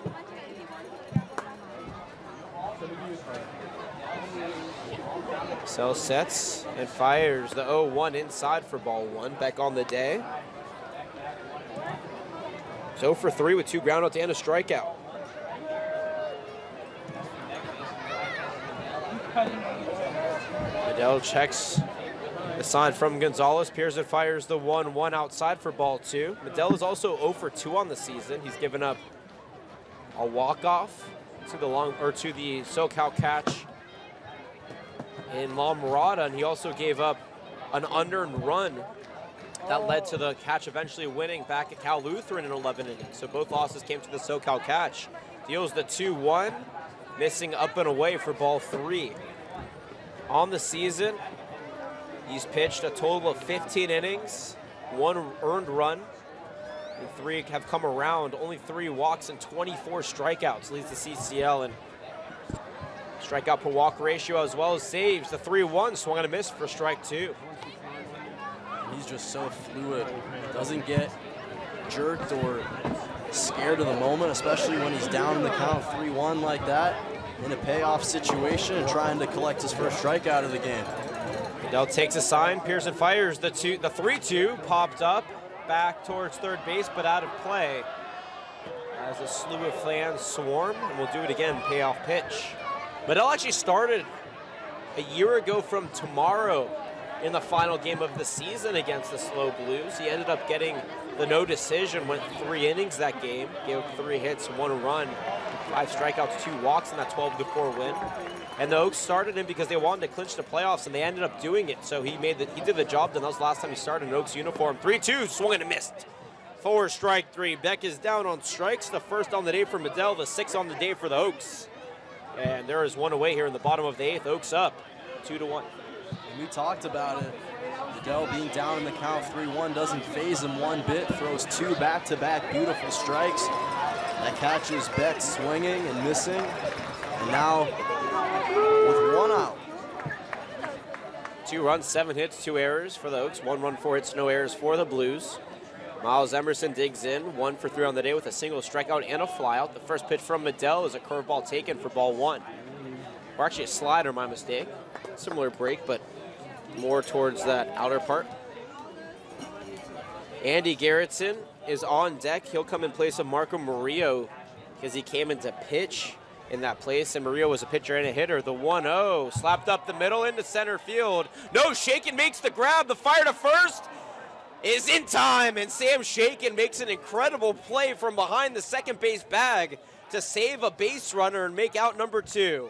What a play from Sam Shaken. We've talked about it. Although he does have 2 errors, now really starting to turn it on and make up for that. An incredible play, able to prevent a base runner for the Blues and the tying run, able to prevent all that on a beautiful play from Shaken. Unbelievable. That was his best play of the season by far.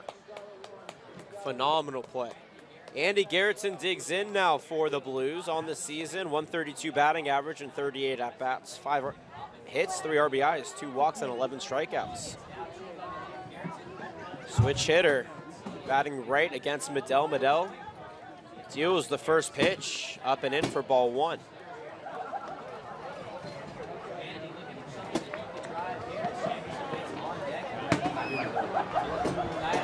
Tate Samuelson waiting on deck as the pink clouds start to veer overhead a little bit.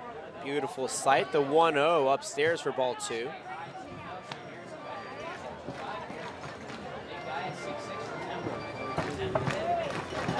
Robbie Medell, Dallas or Arlington, Texas native, I should say. Played 3 solid years at the University of Arizona. Deals the 2-0 at the knees for strike 1.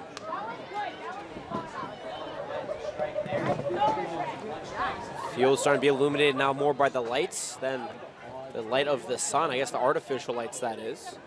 Medell comes set, toes the rubber, Pearson fires the 2-1. Foul tipped off the grip for strike 2. Garrettson tried veering out of the way but brought his hands around, and that's an unfortunate situation if you're a batter, but as a pitcher, you'll take it. And the Blues can't believe it. And neither can Garrettson, which is why they're convening. He's trying to sell the case that it hit him in the hands, but home umpire thinks that it got him on the grip of the bat. And head coach Solis is already out there going to argue the call just in case.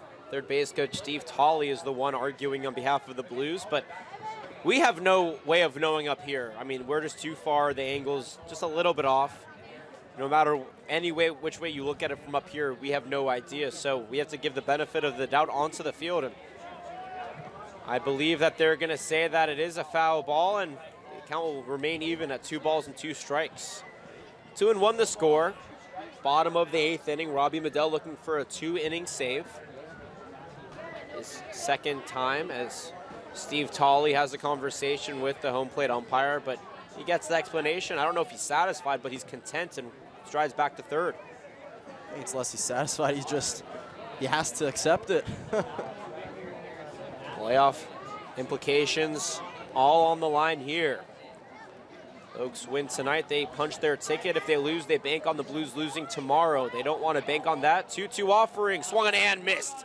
4 strike 3. Down goes Garrettson, and we are out of the 8th inning. 2 strikeouts from Medell, and he's retired. The Blues in order. No runs, no hits, no errors, nobody left on base.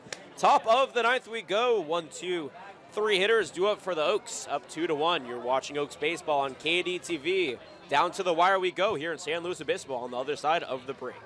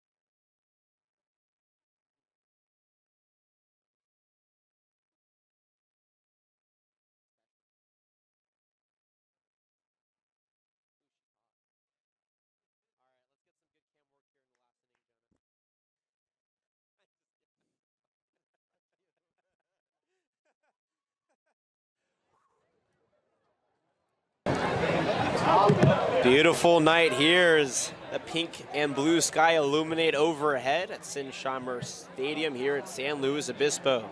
He's Jonah Malkin, I'm Jonathan Rifkin. I hope you're enjoying your Wednesday evening. We know we are. 2-1 the score. The Oaks come in as Lewis skies one deep to center field. Qualis runs back, and that ball will hit the wall for extra bases. Rounding second and stopping is Brandon Lewis. And he leads off with a double here for the Oaks, trying to extend their lead in the top of the ninth. That's now his second double in his last 2 trips. He's now 2 for 4 with a run scored on the day. Don't get me wrong, a beautiful shot deep in center field, but he got robbed of a home run right there. We saw that yesterday or a couple days ago against the Foresters. He got robbed of one, and now a big shot deep into center field hits the wall, but nonetheless, Oaks will take it with a runner in scoring position. If this game was played at 3 o'clock today, that ball would have been out of here. Because the air pressure changes with the temperature, that ball doesn't carry as it gets colder. Now it's at 72 degrees, and so, or actually 68 degrees, as though Oda Cockrell runs low for ball 1. So that ball doesn't carry as much. If it's 85, 86 degrees, that ball's gone for sure, no doubt.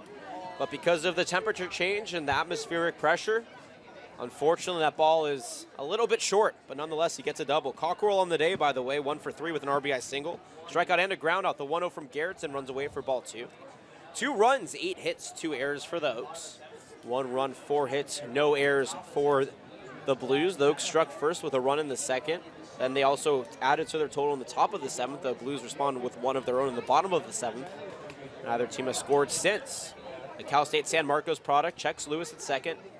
Pearson fires the 2-0 away for ball 3. And for Lewis, he's the one that propelled the Oaks to ultimately plate a second run in that 7th inning, led off with a double, and ultimately came around to score. So emulating that here in the top of the 9th. Cockrell with 4 home runs under his belt, 3-0 count. Maybe get another one if he gets a good hit here. Swings and misses on the 3-0. 3-1 the count, a high fastball. And we knew he was swinging at that. It was a home run swing as well. Unfortunately, though, he couldn't make contact. A couple of shout-outs to give here. Sandra Cockrell, Chase's mother, Cindy Harpenow, the Santana family, Lynette and Al. And the Beam family, the 3-1 slice foul, 3-2 the count into the slew of kids here. And how about this? 1,410 fans, 1,410 people in attendance in tonight's game. What a phenomenal showing for the Blues. You have to tip their hats to them. They are quite a commodity here in San Luis Obispo, and it shows. 3 balls, 2 strikes to Cockrell, the Ole Miss Rebel. Garrettson takes the sign from Ramos at the chest and deals the payoff pitch. A curveball high and deep to left field. Beck running back to the wall, and that one is out of here.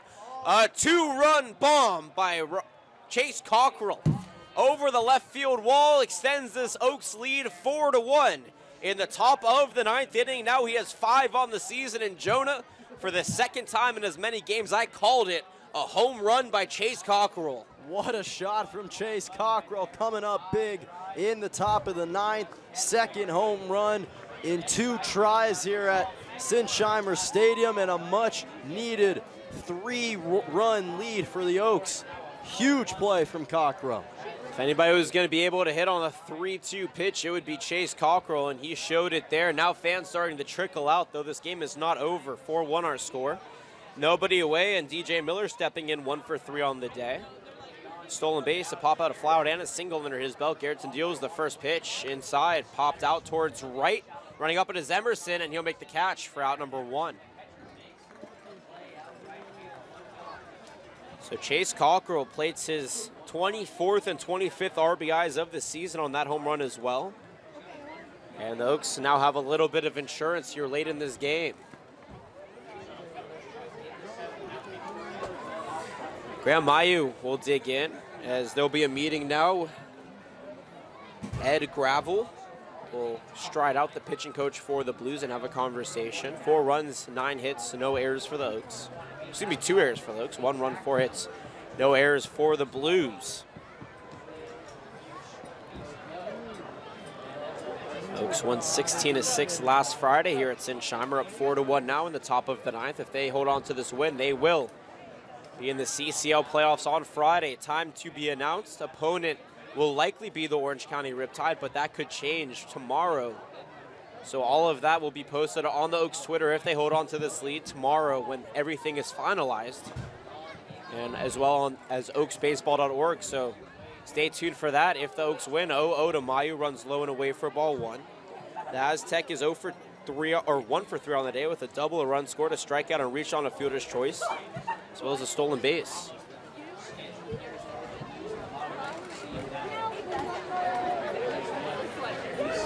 The 1-0 popped back towards us in the press box, and almost a bare hand by a fan as he bobbled it. Jonah, almost like you in the press box back at Sparky Anderson.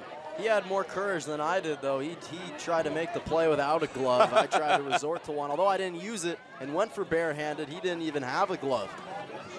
I know you can get some courage. 1-1 into Mayu. Runs up and in for ball two. You can just go on a little trip with Dorothy and maybe find the You don't like Dorothy the Explorer? No, Dorothy. Oh, Dorothy. Not Dora. Dora the Explorer. I don't know any Tin Man that got some courage or a line that got some courage from Dora. 2-1. High and deep to left field, running back on his back, and you can wave that one goodbye. The second home run of the inning for the Oaks. Grant Mayu with his 5th of the season, and they take a 5-1 lead in the top of the 9th inning. Well, you know what they say, you get one home run, sometimes it leads to 2, and Cockrell kind of gave motivation to the rest of the team, and Mayu said, hey, in a big clutch game like this, I want to contribute as well, and the Oaks starting to run away with this one here in the top of the 9th. 5 runs, 10 hits, 2 errors for the Oaks, 1 run, 4 hits, no errors for the Blues, and Steve Tolley, the acting head coach in today's game, will have a conversation with Garrettson. We'll see if his day is done. As Tyson Qualis will run in, and I think he'll likely come in as the pinch hitter. Yeah, he doesn't even warm up. We're going to take a break as Tyson Qualis will warm up, and we'll give you the new fielding changes out in the outfield as well. Oaks up 5-1. With nobody on base and 1 away, they plated 3 around on 2 home runs here in the top of the 9th inning.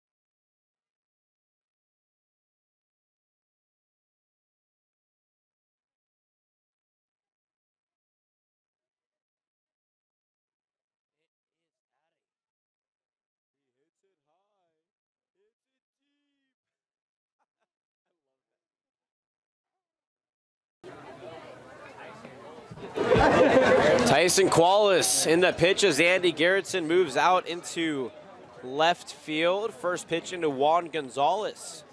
Runs low for ball one. Gonzalez 0 for 3 with 2 flyouts and a strikeout. Oaks have plated 3 runs in the inning on 2 home runs. And they are looking to run away with this one, a 5-1 here in the top of the 9th. Qualis from Cal State Monterey deals the 1-0 low and inside for ball 2. He was with the Oaks last year for a period of time, but this year with the Blues. Had an opportunity to talk to him before the game. He told me he loves San Luis Obispo. He misses the Oaks, but he loves San Luis Obispo. The Oxnard College native, 2-0, popped up towards shallow infield. Silva over at first will make the catch for out number 2. Miles Emerson still in right, but Justin Beck moves from left to center as Andy Garrettson takes over center field. And Jordan McFarland will dig in. By the way, for Garrettson, 1 1/3 innings, 3 hits, 3 runs, all earned, no walks, 1 strikeout. The Blues have done a good job not walking Oaks. In fact, there's only been 1 walk allowed this entire game, and that was by Jackson Simonsgaard back in the 3rd inning. So it's relatively clean game here as McFarland digs in and takes the first pitch for a strike. On the season for Qualis, has a decent ERA. It did explode a little bit against the Oaks as the 0-1 runs outside, 1-1 the count. He has a 6.5 ERA. He had a 3.2 coming into that game, but the Oaks hit a grand slam and he gave 5 total runs as the 1-1 runs low and away for ball 2. 5 runs, 10 hits, 2 errors for the Oaks, 1 run, 4 hits, no errors for the Blues. The Oaks looking to hold on and punch their ticket to the playoffs. The 2-1 fouled back, 2-2 the count. And we've talked about it, Johnny. The game against the Foresters on Monday, the Oaks walked 10 batters as opposed to 1. Yeah, good clean day from the Oaks pitchers. The 2-2 swung and a miss for strike 3. Ring up Mr. McFarland, Mr. Qualis. First strikeout on the day for Tyson. But the Oaks have extended their lead. 3 runs on 3 hits, no errors, and nobody left on base. They lead 5-1 in the final breath of hope here for the Blues and as they try to extend their season. But down 4, it's not going to be easy as the Oaks superstar ace, Robbie Medell, will be back on the mound to try to complete the save. You're watching Oaks baseball on KDTV. Oaks up 5-1, bottom of the 9th we go after this.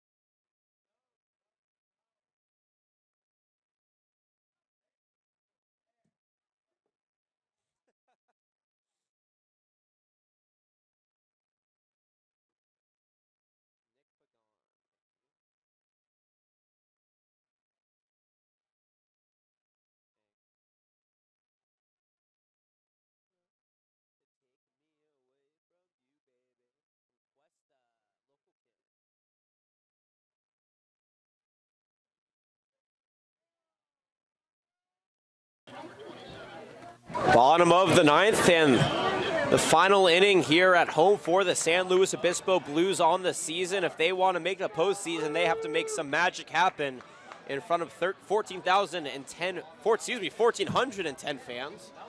But Robbie Medell will try to complete his save as he came in a save situation in the bottom of the 8th. Even though the Oaks are up by 4, he could still get the save if he gets the win. First pitch runs low into the new pinch hitter, Nick Pagan, coming in place of Tate Samuelson. Samuelson went 0 for 3 with 2 groundouts and a strikeout. Pagan from Cuesta College. Medell deals the 1-0 offering low and inside for ball 2. Pagan on the season has a .316 batting average. Actually, excuse me, he has a .333 batting average, 14 hits, 11 RBIs, 9 walks, 10 strikeouts. Medell takes a sign from Gonzalez. Peers and fires the 2-0 pitch. Popped into right center field. That's going to get down and roll. Miller cuts it off. But no, he's going to extend it for second. The throw comes in. It's not in time. And Nick Pagan gets a leadoff double here for the San Luis Obispo Blues. They're still down 5-1, but they have a good start here and trying to chip away at the lead in the bottom of the 9th inning. Couldn't have scripted a better start if you're the Blues. Obviously still a large mountain to climb, but it helps when you get a leadoff double with nobody away. And that gives the crowd something to cheer about. As looks like Tyson Qualis will come in to hit. No pinch hitter there. 1 for 3 on the day. I guess he does have to hit because he came in as a pitcher in the last inning. Single run scored, a strikeout and a ground out for Mr. Qualis. Up to his batting average of .333 today and .316 in his first season with the Blues. Conversation with third base coach Steve Tolley tells him what he wants to do. They have to be careful of a bunt. Qualis does have some speed out of the batter's box as well.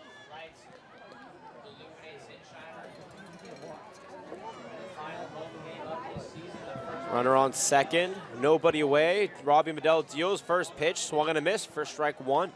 I think if you're the Oaks, you can live with a bunt because unless it's perfectly placed down, that would lead to 1 out. And yes, the Blues would have a runner at third, but they would still need an extra 3 runs just to tie the game. 5 runs, 10 hits, 2 errors for the Oaks. 1 run, 5 hits, no errors for the Blues. And Pagan at second. Robbie checks him twice, deals the 0-1 over the heart of the plate. No, I guess it just missed.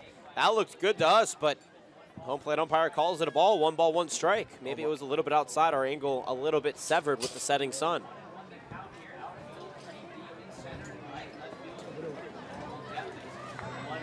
The 1-1 swung and missed for strike 2. Qualis with a hefty cut there, but missed all of the ball. And now Medell ahead in the count against his former Oak teammate.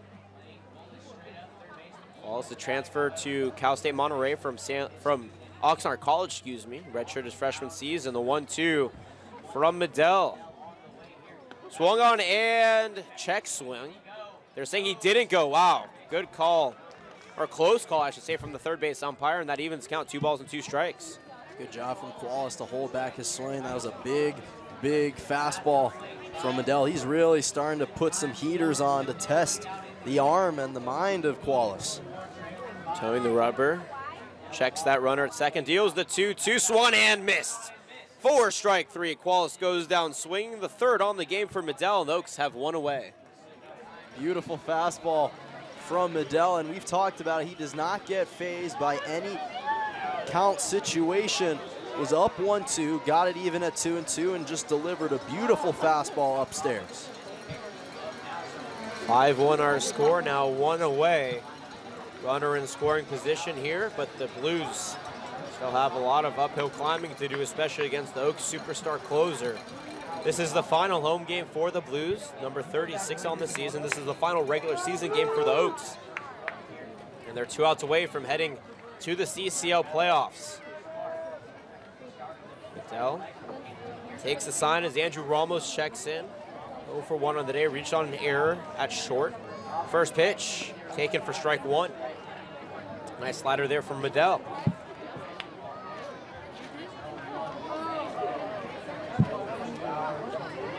Two hours and 30 minutes into this game. As Medell toes the rubber, checks that runner at second, and deals the 0-1 upstairs for ball 1. 1-1 the count. 5 runs and 10 hits for the Oaks. 1 run, 5 hits for the Blues.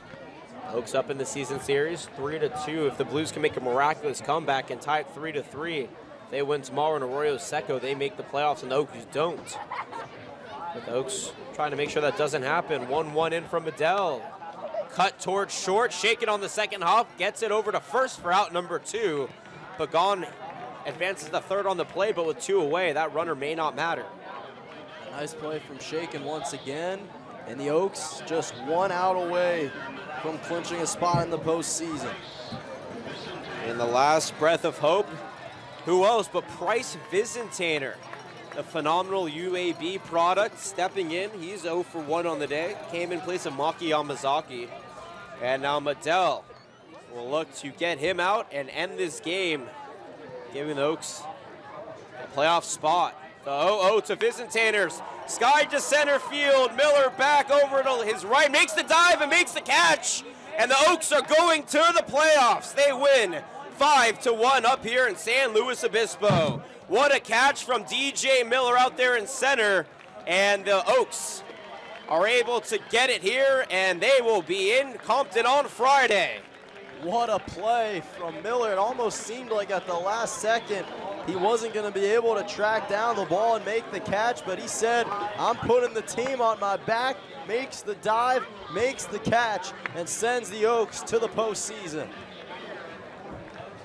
What an incredible game here for Conejo. The winning pitcher, Jackson Simonsgard, he's now 4-0 on the season. The losing pitcher, Marco Murillo, he's 0-4, or 0-3, I should say. And the save, 12 for 12, Robbie Medell. I'll be with him on the field in just about 5 minutes.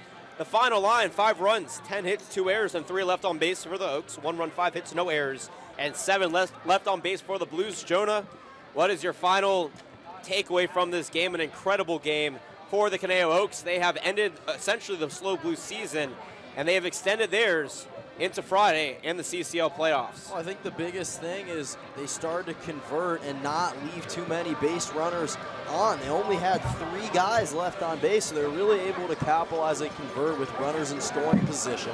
They coupled that with an incredible pitching performance from Jackson Simonsgard. Just gave up 4 hits and 1 run the entire day, went 7 1/3 inning, and just from top to bottom, with the exception of the 2 errors from Shaken, you can honestly argue that he was able to make up for that with a couple sensational plays. And just all around, I think the mindset from the Oaks, it was apparent right from the jump that they were locked in, they were focused, and then everything kind of fell into place nicely in the top of the 9th.